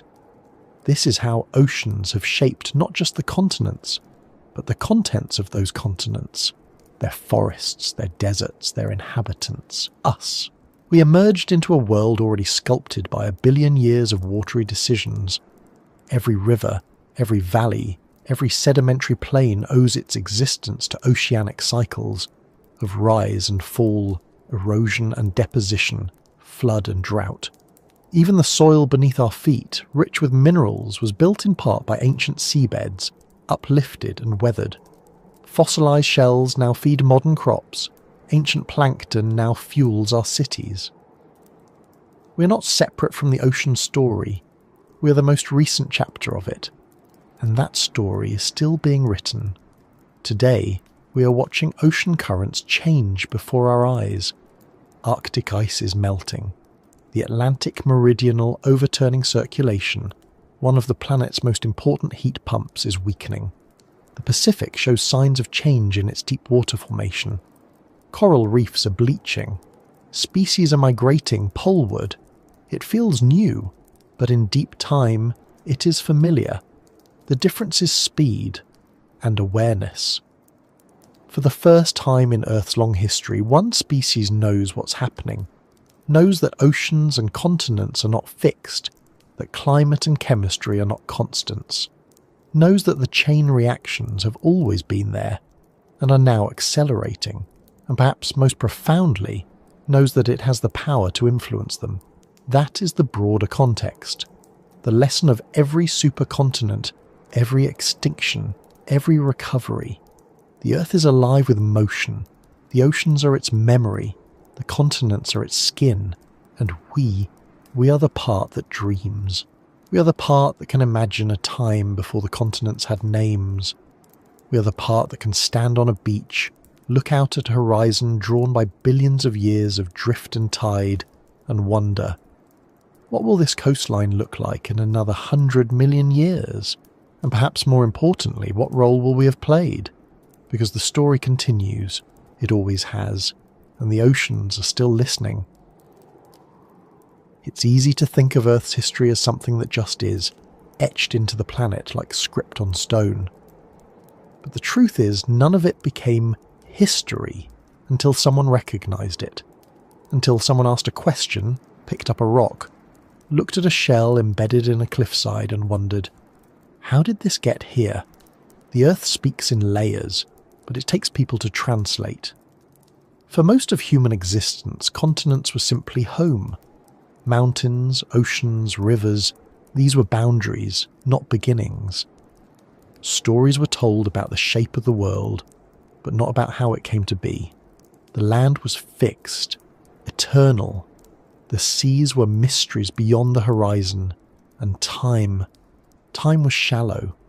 But that began to change, not all at once, and not always with clarity. The story of how humans discovered the shifting of continents and the ocean's role in shaping them is itself a saga. A quiet revolution built on observation, debate, error, and persistence. It begins in part with a jolt. In 1755, the city of Lisbon was destroyed by an earthquake. Buildings collapsed, fires broke out, then came the sea. A massive tsunami rolled into the harbour, sweeping away ships and thousands of lives. It was a moment of devastation, but also of illumination. For the first time in modern Europe, a natural disaster prompted not just mourning, but investigation. What could move both earth and sea so violently? What power could cause cities to fall and oceans to rise? At the time, answers were elusive, but questions had been sparked. In the early 19th century, a Scottish geologist named James Hutton began to look more closely at the rocks beneath his feet. He noticed something strange. In some places, horizontal layers of rock had been pushed upright. Older rocks sat atop younger ones. Fossils appeared out of sequence. This made no sense if Earth had always looked the same, but Hutton saw something deeper. He imagined a planet in motion, not quickly, but slowly, relentlessly. He proposed an idea that would become foundational. the present is the key to the past. If rivers carve valleys now, they always have. If volcanoes erupt now, they always have. Earth's processes were continuous, patient, immense. It was a radical shift in thinking. And it required a radical new sense of time. Hutton saw deep time where others saw permanence. He looked at a landscape and saw not a static view, but a single frame in an unending film. When asked how old the Earth must be, he famously replied that he saw no vestige of a beginning, no prospect of an end. Not long after, Charles Lyell expanded Hutton's ideas. In his book Principles of Geology, he argued that Earth had been shaped by slow, gradual processes, not cataclysms. Erosion, sedimentation, uplift, all working together across eons. His writing would influence a young Charles Darwin, who carried a copy aboard the HMS Beagle. While Darwin explored coastlines and catalogued creatures, he also read rocks. In the Andes, he found fossilized seashells high in the mountains, proof that the land had once been submerged. He began to understand that Earth's surface wasn't fixed, that it changed, that life adapted, but it would be another century before scientists could explain how. The 20th century brought new tools and new minds willing to challenge orthodoxy. One of the most significant was Alfred Wegener, a German meteorologist with an eye for patterns. In 1912, he noticed that the coastlines of South America and Africa fit together like puzzle pieces. He wasn't the first to see it, but he was the first to propose that the fit was more than coincidence. He called his idea continental drift. Wegener argued that continents had once been joined together in a single landmass, what he called a continent, later known as Pangaea. Over time, they drifted apart, tearing through the ocean floor, leaving fossil trails and geologic clues behind. He had evidence, matching rock strata across continents, fossilized plants found on both sides of the Atlantic, ancient glacial scars in tropical regions. But he lacked a mechanism. How could massive landmasses simply drift? The scientific community dismissed him. Continental drift was labelled speculation, not science. Wegener died in 1930 on an expedition in Greenland, unaware that his ideas would later reshape the very foundation of geology. The breakthrough came, as it often does, from looking in the right place with the right tool. In the mid-20th century, as submarines and sonar advanced during and after World War II, scientists began mapping the ocean floor in unprecedented detail. What they found astonished them. The seafloor was not flat. It had mountain ranges, most notably the Mid-Atlantic Ridge. It had trenches, fracture zones, and enormous rifts. And even more surprisingly, the rocks near the mid-ocean ridges were younger than those farther away. This discovery aligned perfectly with a new theory: seafloor spreading. Proposed by Harry Hess and others, the idea was simple but profound. New crust was being formed at mid-ocean ridges. As magma rose and cooled, it pushed the older crust outward, carrying the continents with it. And as crust moved away from the ridge, it eventually plunged back into the mantle at subduction zones. The Earth wasn't static, it was recycling itself. With this, plate tectonics was born. It was a unifying theory, a way to explain earthquakes, volcanoes, mountain ranges, and yes, the drifting of continents. The surface of the Earth, it turned out, was divided into massive plates, floating atop the semi-fluid mantle. They moved at about the rate fingernails grow, slow but unstoppable. And with this model came a new understanding of oceans. They were not simply bodies of water, but dynamic systems tied to the movement of plates, the creation and destruction of ocean basins, the birth of island chains, the collision zones that uplifted land and closed ancient seas. Suddenly, the puzzle pieces Wegener saw had a mechanism. The ocean floor was no longer a static canvas, it was an active participant. But the picture wasn't complete. While geologists mapped the hard crust, paleontologists traced the lives it supported. Fossils told of warm seas where glaciers now sit, shells in the Sahara, marine reptiles in the high Canadian Rockies. Each fossil was a breadcrumb, each sediment layer a diary entry, and then came the oceanographers. In the 1960s and 70s, programs like the Deep Sea Drilling Project began extracting cores from the seafloor.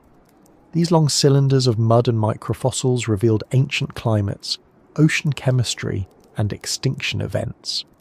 Scientists could now match shifts in oceanic sediment with changes in global temperature, atmospheric composition, and mass die-offs. Geochemistry revealed changes in carbon and oxygen isotopes, signals of warming and cooling, of ocean anoxia, of planetary trauma. What had once been speculative now became quantifiable. But perhaps the most remarkable part of this unfolding story is not the theories or even the tools, it's the people. Scientists climbing volcanoes in Ethiopia to measure rift expansion, divers collecting coral cores off the coast of Australia, geologists sleeping in tents beside active fault lines in Alaska, teams braving Antarctic winds to study glacial retreat, each of them building a piece of the puzzle, some devoting entire lives to a single type of rock, a single mineral, a single trench in the sea. Their names often go unspoken. Their work, folded into textbooks and papers, becomes part of the collective knowledge. But without them, there would be no story to tell. They are the translators, the ones who listened closely to what the Earth has always been whispering. As the 20th century gave way to the 21st, the pace of discovery quickened.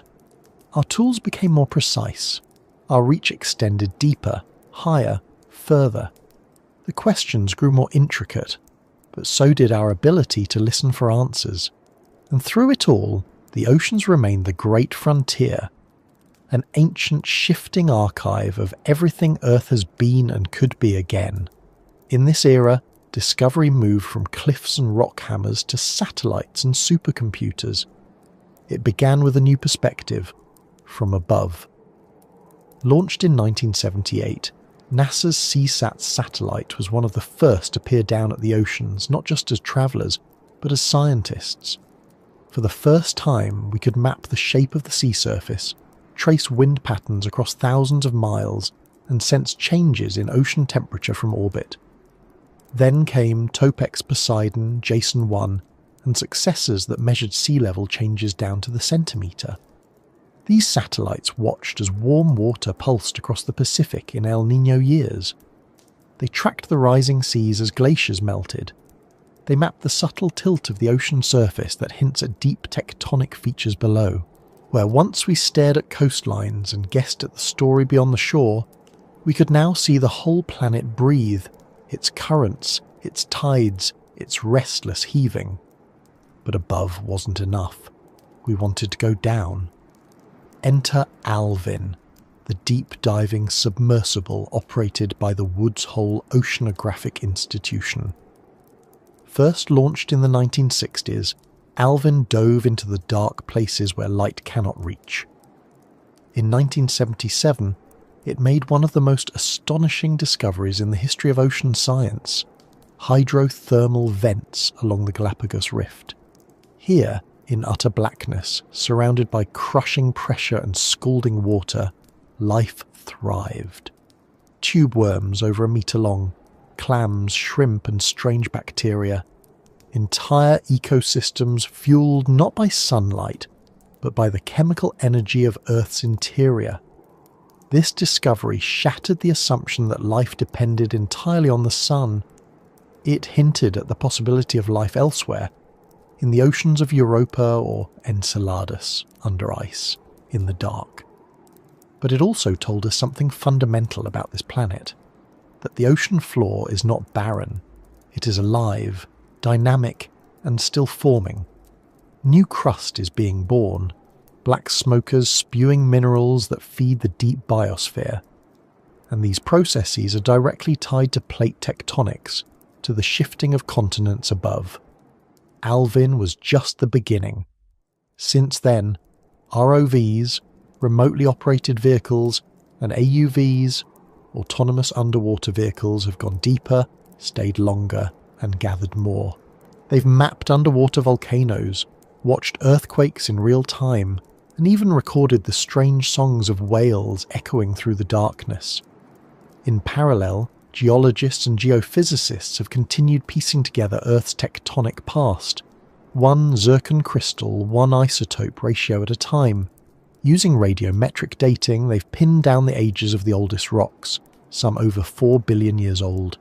They found mineral grains that formed before Earth even had oceans, and they've discovered that some parts of the continents, cratons, are nearly as old as the planet itself, unshaken survivors of every supercontinent cycle. With GPS, scientists now measure plate motion directly. Tiny instruments anchored to the ground detect the slow drift of continents. We can say, with precision, that New York is moving away from London at 2.5 centimetres per year, that Australia is creeping northward into Asia, that the Pacific plate is diving under Japan, pulling it along centimetre by centimetre. These aren't just facts, they're evidence of a living planet, still rearranging its pieces, still writing its story in stone and water. But perhaps the greatest collaboration between humans and oceans began not in the deep or in orbit, but in temperature. As concern about climate change grew, scientists began building climate models, mathematical representations of Earth's systems, and to build them, they needed data: ocean temperatures, salinity, currents, CO2 levels, pH. The Argo program was born. Since the early 2000s, over 3,000 autonomous floats have been deployed across the world's oceans.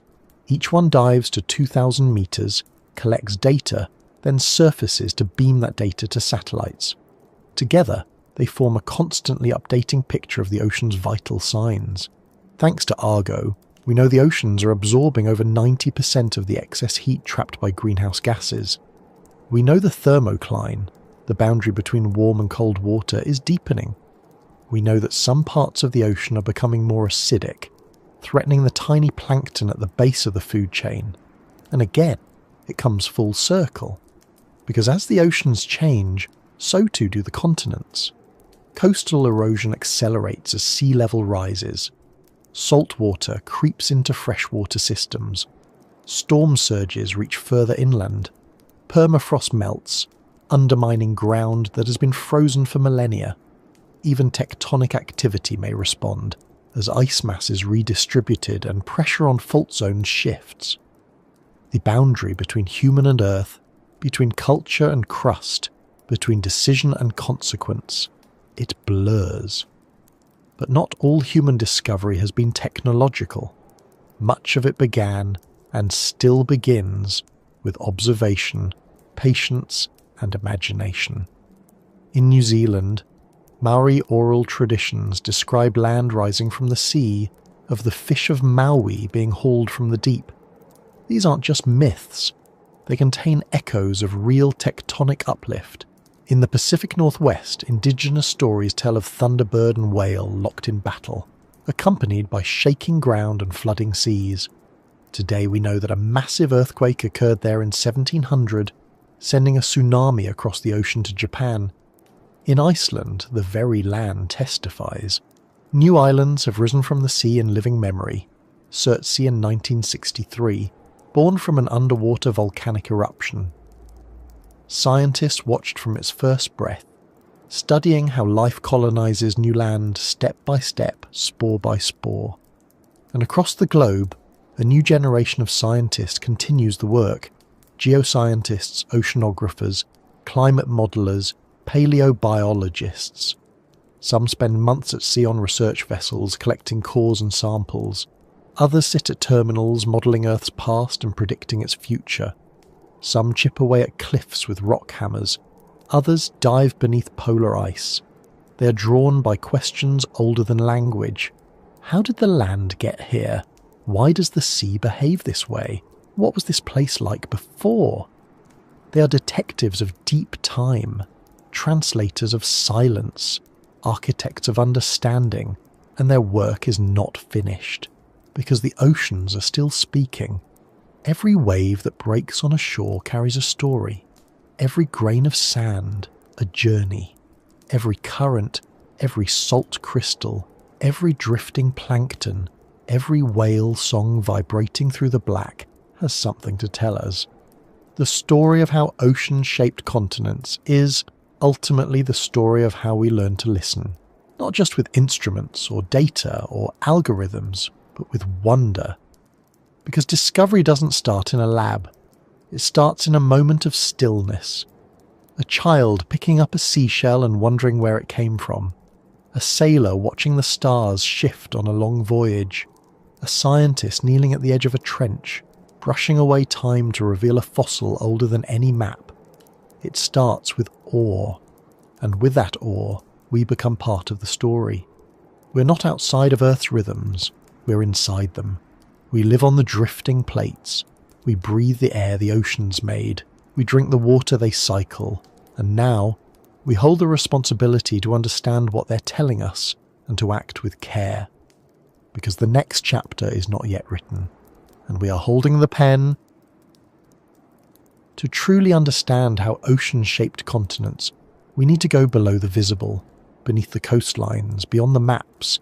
We need to follow the trail of evidence not just through space, but through molecules, through atoms, through time itself. Because the Earth records everything, not always in plain sight, but always somewhere. The trick is learning where to look and what to listen for. Sometimes it's in the chemistry of ancient mud, sometimes in the trapped gases of glacial ice, sometimes in the ratio between two isotopes in a tooth buried beneath the sea for 20 million years. This is the deep science, the quiet alchemy of Earth's memory. Let's begin with a field that seems, at first glance, incredibly small: isotope geochemistry. Isotopes are versions of the same element with slightly different masses, like twins who dress alike, but weigh differently. And because they react just a little bit differently to environmental conditions, they become tiny traces, subtle signatures, codes. Take oxygen isotopes, for example, particularly O16 and O18. These two forms of oxygen are used to reconstruct past temperatures and ice volume. Here's how. When water evaporates from the ocean, the lighter O16 isotope is more likely to escape into the atmosphere. When the planet is cold, that vapour gets trapped in glaciers, leaving behind relatively more O18 in the oceans. Marine organisms like foraminifera, microscopic plankton with carbonate shells, record this ratio in their bodies. So when we extract sediment cores from the seafloor and analyse the oxygen isotope ratios in those shells, we get a thermometer for the deep past, a record of warm and cold periods, ice ages, interglacials, subtle wobbles in the Earth's tilt, all written into calcium carbonate. It's delicate work, extracting meaning from microns, but it has reshaped our entire understanding of how Earth breathes over geologic time. There's also carbon isotopes, C12 and C13, used to trace the carbon cycle. When plants photosynthesize, they prefer the lighter C12, so if a sudden spike in C12 shows up in the geological record, it could indicate a massive influx of organic carbon, maybe from a giant forest, or from methane hydrate release, or from mass extinction. During the Paleocene-Eocene thermal maximum, PTM for example, carbon isotope ratios reveal a sharp spike in C12, suggesting a sudden release of light carbon into the atmosphere. Temperatures rose, oceans acidified, deep-sea species vanished, and all of it is visible in a sliver of clay beneath the North Sea, or in a line on a graph from a lab in California. That's the beauty of geochemistry. Time collapses under the microscope, but the science doesn't end there. We also look to radiometric dating, the atomic clockwork ticking inside minerals. Certain elements, like uranium, decay at a constant rate into other elements, like lead. By measuring the ratio between parent and daughter isotopes, scientists can calculate the age of a rock with astonishing precision. Zircon crystals, in particular, are the champions of this field. Durable, resistant to melting, and rich in uranium, they've been dated back to 4.4 billion years.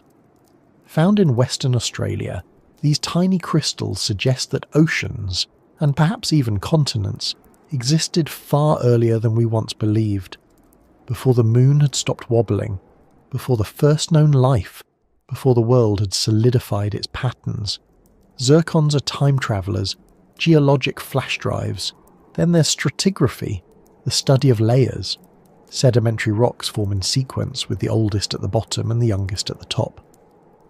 But more than just a stack of stones, each layer is a chapter. The thickness of a band can tell us how fast sediment was deposited. The size of the grains can hint at whether a river once flowed there. Fossils trapped in silt offer snapshots of life at the time, and sometimes a thin, dark line appears, full of iridium, a rare metal on Earth's surface but common in meteorites.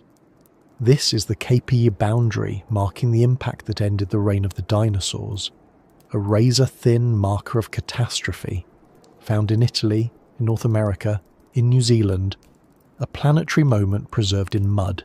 It's in these kinds of records that we start to see the dance between continents and oceans not as myth, but as measurable history. Paleomagnetism is another key. As magma cools into rock, iron minerals align with Earth's magnetic field. Because that field flips, occasionally, north becomes south, and vice versa, rocks carry a magnetic barcode that tells us when they formed. By matching patterns across continents, scientists can reconstruct the drift of plates over time. It's how we know that India raced northward before colliding with Asia, how we know the Atlantic is still opening, how we know that 250 million years ago, most of the world's landmass was gathered into a single continent surrounded by a vast ocean, Panthalassa. Then of course there's climate modelling, the bridge between deep past and possible future. Models are built from equations, energy balance, fluid dynamics, radiation transfer. They simulate how sunlight hits the planet, how heat moves through air and water, how clouds form, how ice reflects or absorbs energy. But models are only as good as their input data, and much of that comes from the oceans. The salinity of water affects its density. That in turn determines how it moves. Warm, salty water sinks differently than cold, fresh water. This matters because the thermohaline circulation, the global conveyor belt of ocean currents, moves energy around the planet. If that belt weakens, some regions warm while others cool. Droughts intensify, storms strengthen, ice melts. It's all connected. Paleoclimate models have shown that similar shifts occurred in the past, sometimes gradually, sometimes suddenly. During the Younger Dryas, for example, a cold snap about 12,800 years ago, temperatures in the North Atlantic dropped rapidly, possibly due to a massive influx of fresh water disrupting circulation. Today, we see similar risks. As Greenland melts, fresh water pours into the Atlantic. Models predict that if this continues, the AMOC, Atlantic Meridional Overturning Circulation, could slow or collapse. It's not just theoretical, it's been measured, it's happening. This is where deep science meets living science. Because every model we build, every ice core we drill, every isotope we analyse, deepens our understanding of what's possible and what's coming. And it's not only about temperature or sea level, it's about biogeochemistry, the cycling of elements through the Earth system. The ocean is a chemical engine. Nutrients like nitrogen and phosphorus circulate in complex loops. Iron, carried by wind-blown dust, feeds phytoplankton. These microscopic plants absorb CO2 and release oxygen. When they die, some sink to the seafloor, locking away carbon for millennia. This is the biological pump, a crucial climate regulator, but it's fragile. If the ocean becomes too stratified, nutrients don't mix. If it acidifies, shell-forming plankton struggle. If temperatures rise too fast, ecosystems collapse, and with them, the Earth's ability to balance itself. That's why scientists study modern analogues, places that mimic past conditions, oxygen minimum zones off the coast of Peru, acidifying reefs in the Pacific, hypoxic estuaries in the Gulf of Mexico. Each one offers insight into how systems tip and how they recover. And let's not forget genomics. Today, researchers extract DNA from marine sediments, ice cores, even ancient permafrost. They reconstruct past ecosystems from environmental DNA, traces left by fish, plankton, even mammals. In the Arctic, DNA from woolly mammoths and steppe bison lies frozen in time. In the Black Sea, microbial DNA reveals past anoxic events. These genetic whispers complement the chemical signals, filling in the story of not just where the continents were, but who lived on them and how they survived. This is deep science, not because it's obscure, but because it touches the roots of everything. It's how we learn from a planet that can't speak in words, but speaks constantly through physics, chemistry, biology. And the deeper we go, the more interconnected it all becomes. A magnesium ratio in a fossil shell tells us about the temperature of seawater 100 million years ago. A sulfur isotope in a black shale layer tells us when the ocean turned toxic. A single grain of zircon tells us when the first crust cooled. Each data point is a breadcrumb. Each one leads us further into Earth's memory, and taken together, they give us a map, not of geography, but of process, of how the oceans have shaped continents, how continents shaped climate, how climate shaped life, and how life in turn began to shape the Earth. This is the quiet power of science, not just to explain, but to reveal, to show us what the planet remembers, to teach us what we're made of, to remind us that beneath every wave, every cliff, every breeze across a desert plain, there is a deep current of history waiting to be understood. For all our tools, all our models and isotopes and measurements, one of Earth's most profound archives lies beneath the oceans, silent, buried, layered with memory. To touch it, we go drilling, not for oil, but for time. The International Ocean Discovery Programme and its predecessors like ODP and DSDP have sent ships across the globe to extract sediment cores from the deep sea floor. These cylindrical samples, sometimes hundreds of meters long, are windows into millions of years of planetary history. Each layer represents a snapshot of a world gone by.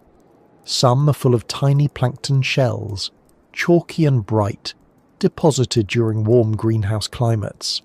Others are dark, rich in organic matter, laid down during ocean anoxic events. Some show sudden shifts in grain size or mineralogy, evidence of past tsunamis, turbidites, or even asteroid impacts. There are bands of ash, blown across oceans by ancient eruptions. There are microtectites, tiny glass beads formed in cosmic collisions. There are moments when the colour changes abruptly, from white to red to black, marking extinctions, floods, ice ages, droughts. This is the Earth's library, written not in ink but in mud, and we are just learning to read it. By comparing cores from different parts of the world, scientists piece together global events. A carbon spike in the Atlantic is matched by a shift in Pacific productivity. An iron layer off the coast of Africa coincides with Arctic cooling. One ship samples from the Indian Ocean, another from the Southern Ocean. Together they reconstruct a climate system that spans the globe. But the cores don't only tell us about climate. They tell us about continents too, because as plates move, sediments change. A sudden influx of quartz sand in a deep basin may indicate that a nearby mountain range has begun to rise.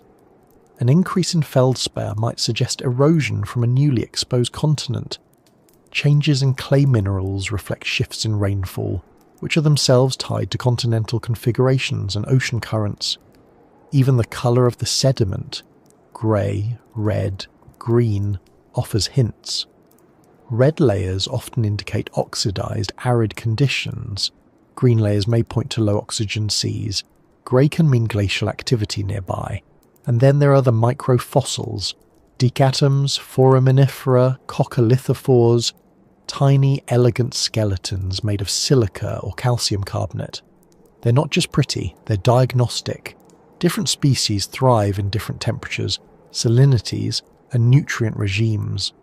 Some prefer polar waters, some tropical, some surface light, others deep twilight. By identifying which species are present in each layer, scientists build detailed reconstructions of past ocean conditions, ocean temperatures, ice coverage, productivity, even the strength and direction of currents. It's paleogeography, built from microscopic remains.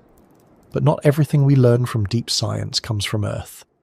Sometimes it comes from looking outward, toward other worlds. Because the more we understand our oceans, the more we wonder, are they unique? Mars once had liquid water, it carved valleys, it formed deltas, but it lost its magnetic field. Its atmosphere thinned, the water vanished, no oceans remain. Europa, a moon of Jupiter, likely has an ocean beneath its icy crust, possibly deeper than Earth's.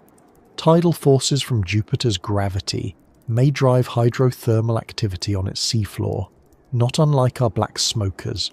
If life exists there, it would be in total darkness, fed by chemistry. Enceladus, another moon, spews jets of salty water and organic molecules from its southern pole. Its ocean is likely in contact with rock, creating perhaps the conditions for life. Studying Earth's oceans doesn't just tell us about our past. It tells us what's possible. It helps define the conditions for habitability. What happens when an ocean is cut off from sunlight? How long can tectonic activity sustain heat?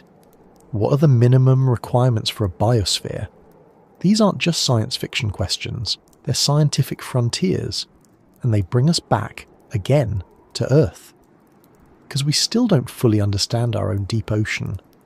More than 80% of the seafloor remains unmapped at high resolution. We know more about the surface of Mars than we do about the bottom of the Mariana Trench. New species are discovered on nearly every deep dive. Creatures with gelatinous forms, bioluminescent patterns, and anatomies that defy categories. There are bacteria that feed on rocks, worms that digest bone, jellyfish that collapse into translucent petals when disturbed. And their environments are just as strange. Brine pools denser than seawater, methane seeps bubbling up like underwater springs, and entire hillsides covered in white mats of sulfur-eating microbes.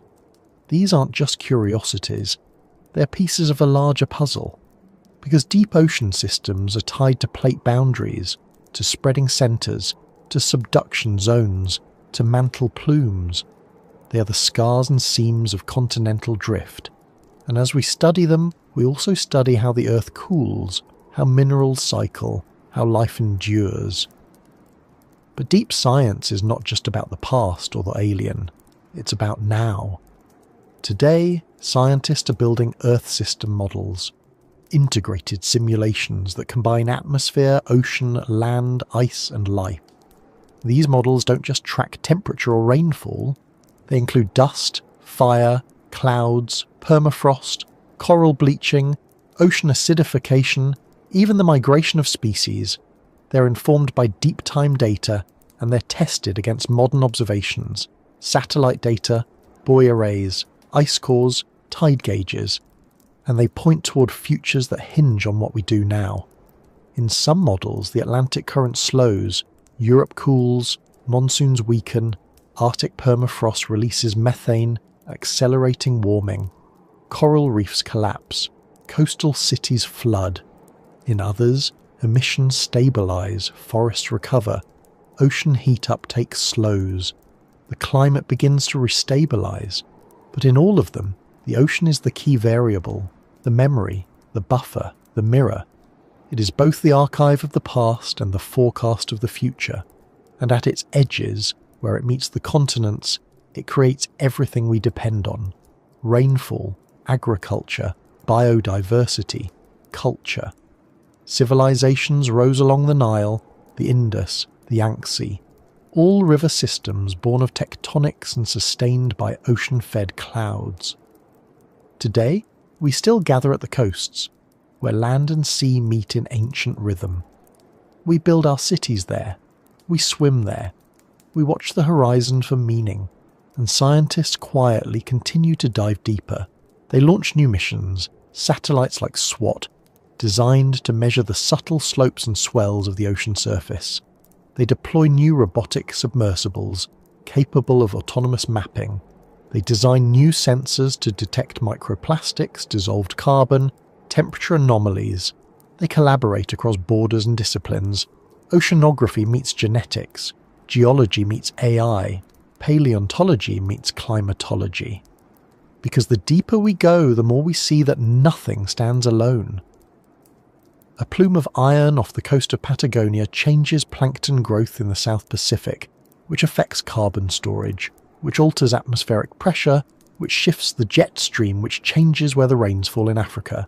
It's a web, an interlocking dance, and the more precise our understanding, the more humble it makes us. Because Earth is not a passive ball of rock and water, it's a living system, dynamic, intricate, and still surprising us. And even now, after centuries of observation, after revolutions in theory and technology, there's still wonder, still mystery, still awe. So we keep asking questions. What triggers a magnetic reversal? How fast can an ocean overturn? What happens when a supercontinent forms again? Will another Panthalassa return? How does deep ocean life adapt to sudden acidification? What thresholds are reversible? Which ones are not? And above all, what will future scientists find in the cores we're laying down now? Will they see a sudden spike in carbon, a thin line marking the Anthropocene? Will they read our time as an inflection point, one where knowledge and care began to align?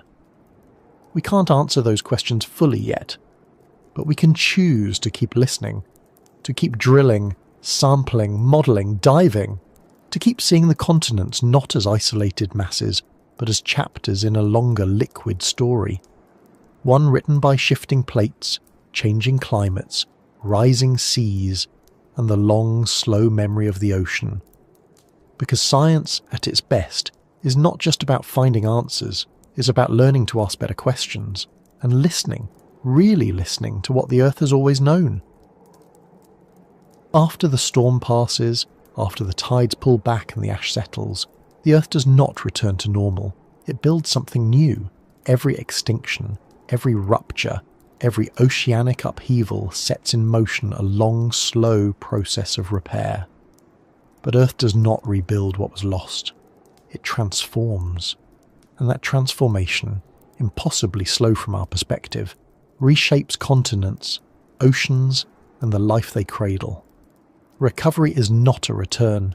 It is a reinvention, and the timescales are staggering.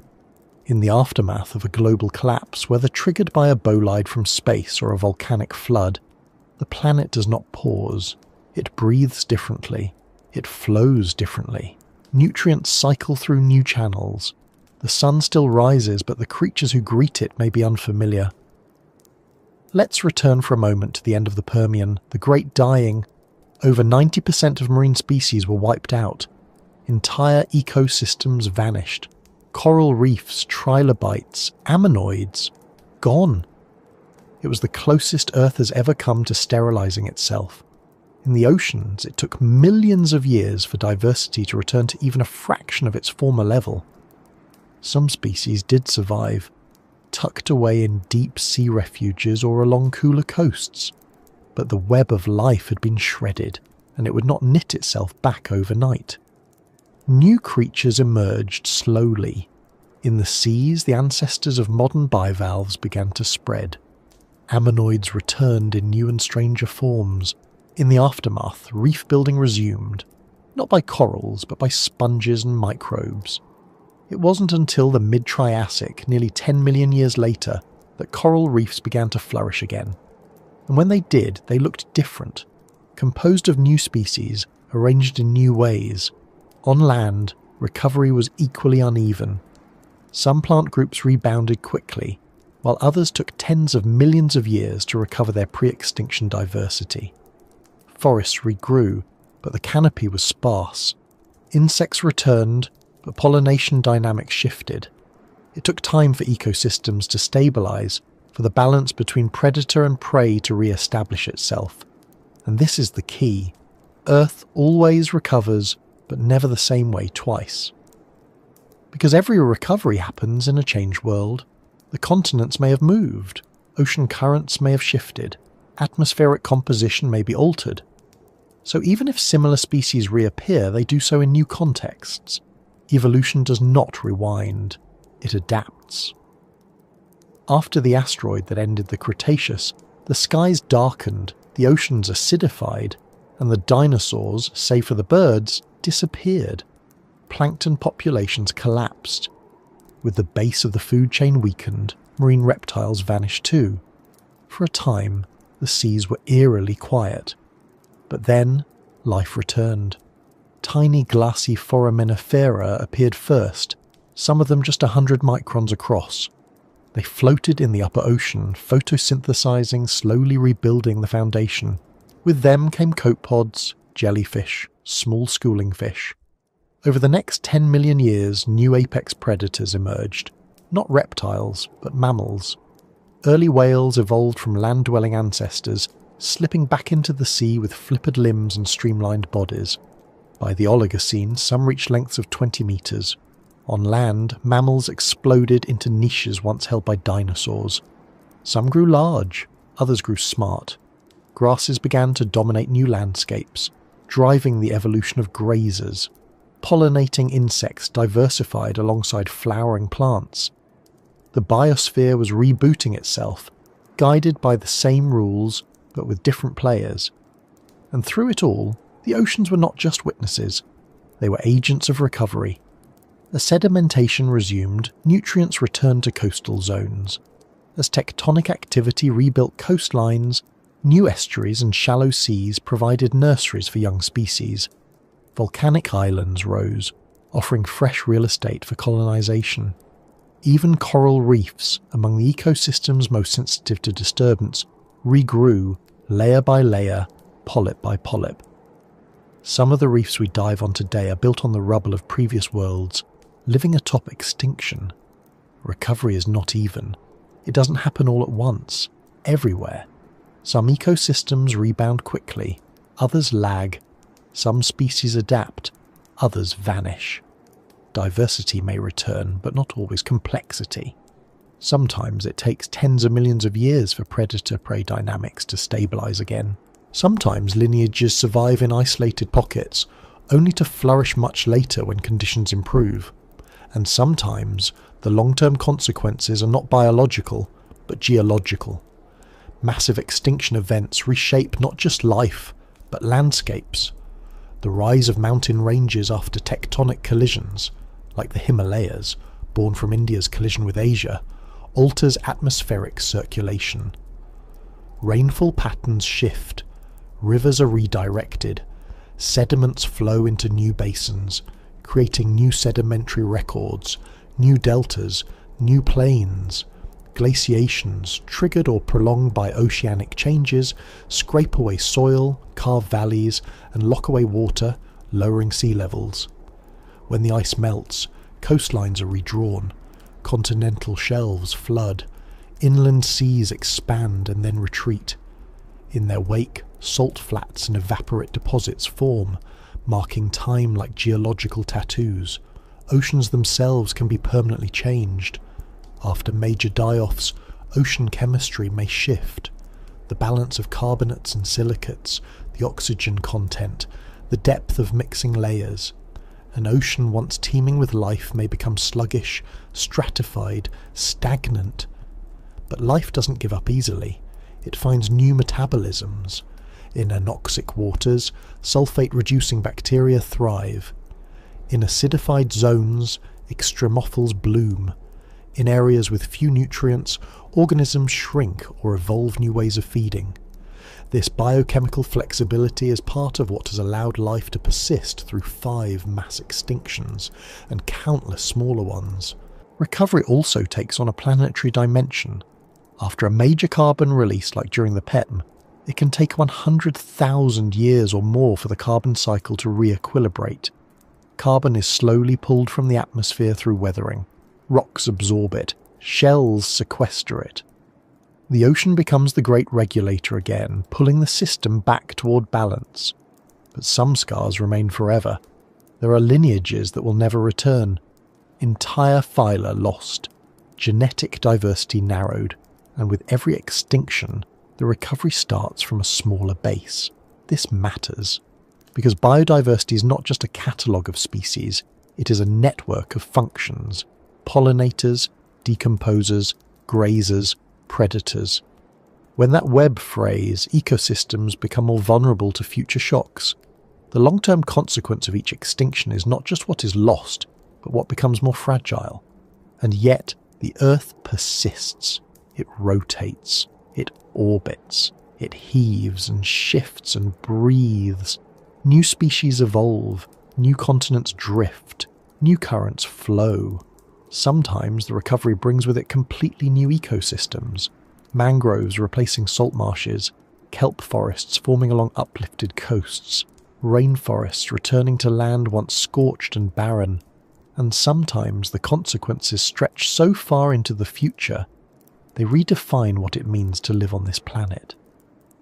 The rise of land plants changed the very chemistry of the atmosphere, pumping out oxygen, altering erosion rates, changing the course of rivers. The evolution of animals that burrowed reshaped the ocean floor, mixing sediments, oxygenating mud, and triggering feedbacks in nutrient cycles. Each layer of recovery sets the stage for the next, and now we are part of that process. We live in a moment that scientists increasingly believe may mark the beginning of a sixth mass extinction, one driven not by asteroids or volcanoes, but by us: habitat loss, climate change, ocean acidification, plastic pollution. The symptoms are familiar, and so are the potential outcomes. But there is one key difference. This time we know what's happening. We have the sediment cores, the isotope ratios, the fossil records, the models. We've seen what comes after collapse. We've studied the pace of recovery. We know that it takes 10 million years for diversity to return after a major extinction. We know that coral reefs, once gone, take centuries just to begin rebuilding. We know that the carbon we emit today will shape climate and ocean chemistry for hundreds of thousands of years. And so we stand at a threshold, not just of impact, but of responsibility. Because while the Earth will recover eventually, that recovery does not guarantee our place in it. The continents will shift, new oceans will open, life will find a way. But whether we remain part of that story depends on whether we can learn from the long arcs of the past and act with the patience and foresight they demand. Recovery is not just a biological process, it is a moral one, a call to think in epochs, to see beyond the immediate, to live as ancestors. Because Earth is not fragile, but it is responsive, and every action we take becomes part of a chain, of sediment, of chemistry, of consequence. The oceans taught us that. They carry the memory of extinction and of rebirth. They remember when the continents were one, when ice reached the equator, when forests turned to stone, when whales returned to the sea. They remember, and so must we, because the slow recovery is already beginning, and what we choose now will echo into the next age. In the silence after upheaval, in the breath held between extinction and renewal, there is always a moment when the Earth is still. Not in a literal sense. Continents continue to drift, winds still stir the oceans, but in a deeper, almost spiritual register. The silence is one of recalibration. The world, having changed, asks quietly, "What now?" We live in such a moment. Not because the Earth has paused, but because we, for the first time, are aware of the script as it's being written. We are both within the story and holding the book. The past is beneath our feet, the future is still fluid, and the oceans, old as the moon, older than bones, remain our teachers. When we look at the ancient cataclysms, the mass extinctions, the ruptures of land and sea, it's easy to feel small. To feel that we are simply a temporary species on a temporary continent, watching waves that care little for our names or needs. And in some ways, that's true. The Earth does not revolve around us. The sun does not rise for our benefit. The oceans churn because they must. Currents shift because the wind demands it. Plates grind because the mantle stirs. Time moves forward, indifferent. And yet, there is something we bring to this process that no ammonite, no trilobite, no moss, no reptile ever did. We reflect. We ask questions. We seek meaning. We do not simply adapt, we interpret. We wonder what it means that the continents drift, that oceans rise, that species vanish. We read the signs and feel the weight of consequence. The dinosaurs, magnificent as they were, never knew they were doomed. They did not watch the skies for asteroids. They did not calculate orbital mechanics or carbon isotopes. They lived as life always had, unburdened by foresight. We, on the other hand, have inherited the power of prediction, and that changes everything. Because if you can see a storm coming and choose not to move, then the story becomes one of decision, not fate. Today, the parallels between ancient ocean-driven change and our modern world are striking. The Earth is warming, not from volcanic outgassing or tectonic reconfiguration, but from us. Carbon dioxide levels are rising faster than at any time in the past 66 million years. Oceans are absorbing the heat, just as they always have, but the scale is staggering. Coral reefs are bleaching. Acidification is weakening the shells of plankton. Ocean circulation patterns are showing signs of slowing. Glaciers are melting, sea levels are rising, weather patterns are shifting. The mechanisms are familiar. We've seen them before, in the cores, in the fossils, in the isotope ratios. But never has a single species caused them. Never has the agent of change been so self-aware. And so we are caught in a strange duality. We are ancient, made of carbon, water, calcium, iron, stardust moulded by gravity and chance. But we are also unprecedented. No species has altered the carbon cycle like we have. No species has pulled fossilized sunlight from the Earth and burned it back into the sky.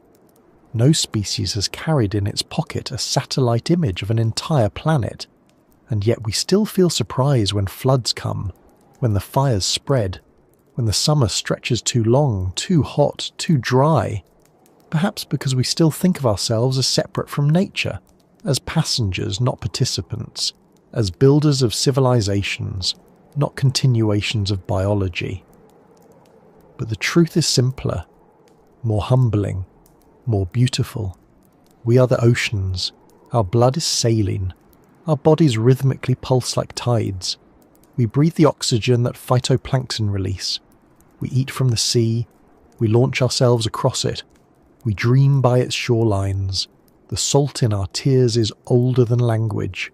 And the continents beneath our cities, they were built, shaped, fed by those same oceans, weathered by their spray, nourished by their sediments, sculpted by their waves.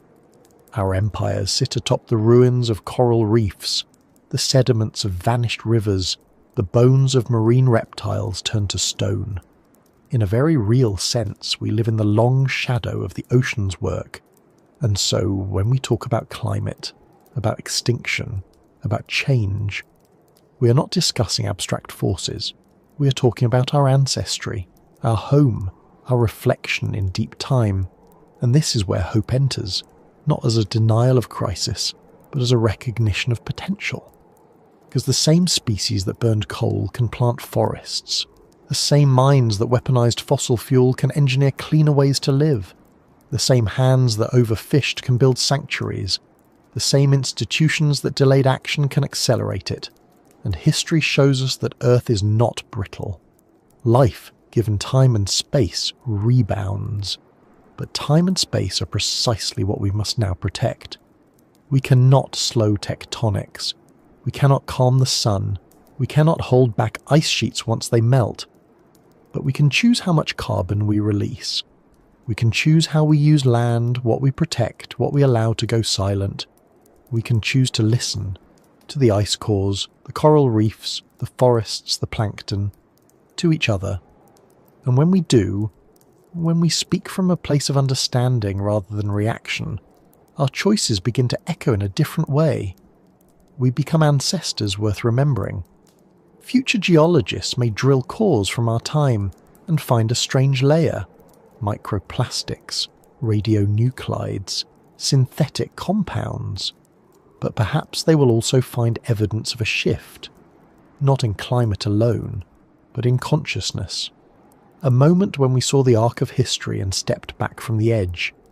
And maybe, just maybe, they will find the marks of recovery beginning, not in shells or stones, but in the chemical quiet of stabilization, a decline in CO2, a return of biodiversity, the slow thickening of forest soils, the reappearance of reef accretion, the muted signal of a planet learning to breathe again. It won't be fast, recovery never is, but it can begin, and the first step is not technological, it is philosophical. To see ourselves not as rulers of nature but as expressions of it. To see the ocean not as a resource but as a relative. To stop asking what the earth can sustain and start asking what we can sustain in ourselves. Patience, humility, curiosity, reverence. These are not scientific measurements. They're not economic metrics, but they are essential because they guide how we interpret the science, how we respond to it, whether we use our knowledge to dominate or to harmonize. The oceans have always shaped the continents. Now they are shaping us, not just through climate or food or storms, but through perspective. To watch the tide is to understand time. To read the sediments is to understand change. To follow a migrating whale is to understand continuity. And to protect these things is to say, we remember. We remember that life has always been fragile, that resilience is not invincibility, that recovery once delayed becomes harder, that the oceans are not limitless, that the earth is not indifferent, it is responsive, and it is responding now. The question is, how will we respond in return? With fear, with denial, or with wonder? Because there is still wonder.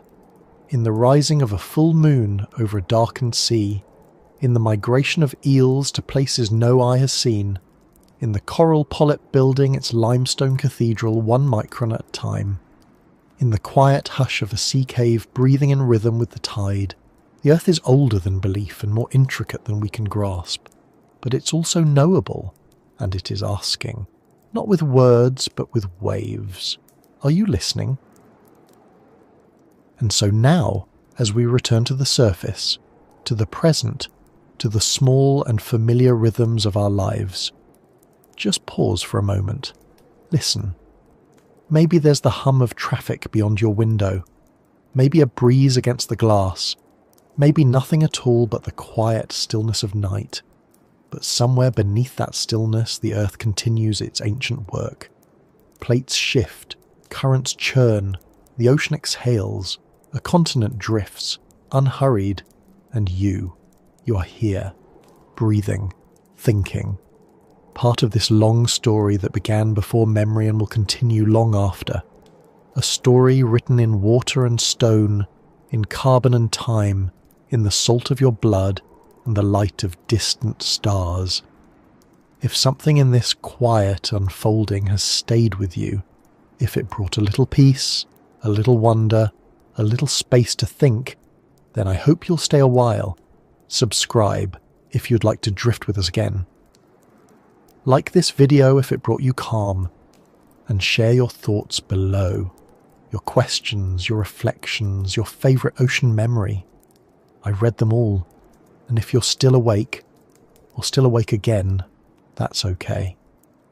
Maybe your thoughts are still out there, floating somewhere above the seafloor, drifting across a sunken rift valley, watching the continents from below. Maybe you'll carry a bit of that quiet with you into the morning. And maybe, just maybe, Next time you stand at the shore, you'll look out not at the end of the world, but at its beginning. Till next time, thank you for being here. Sleep well, and keep wondering.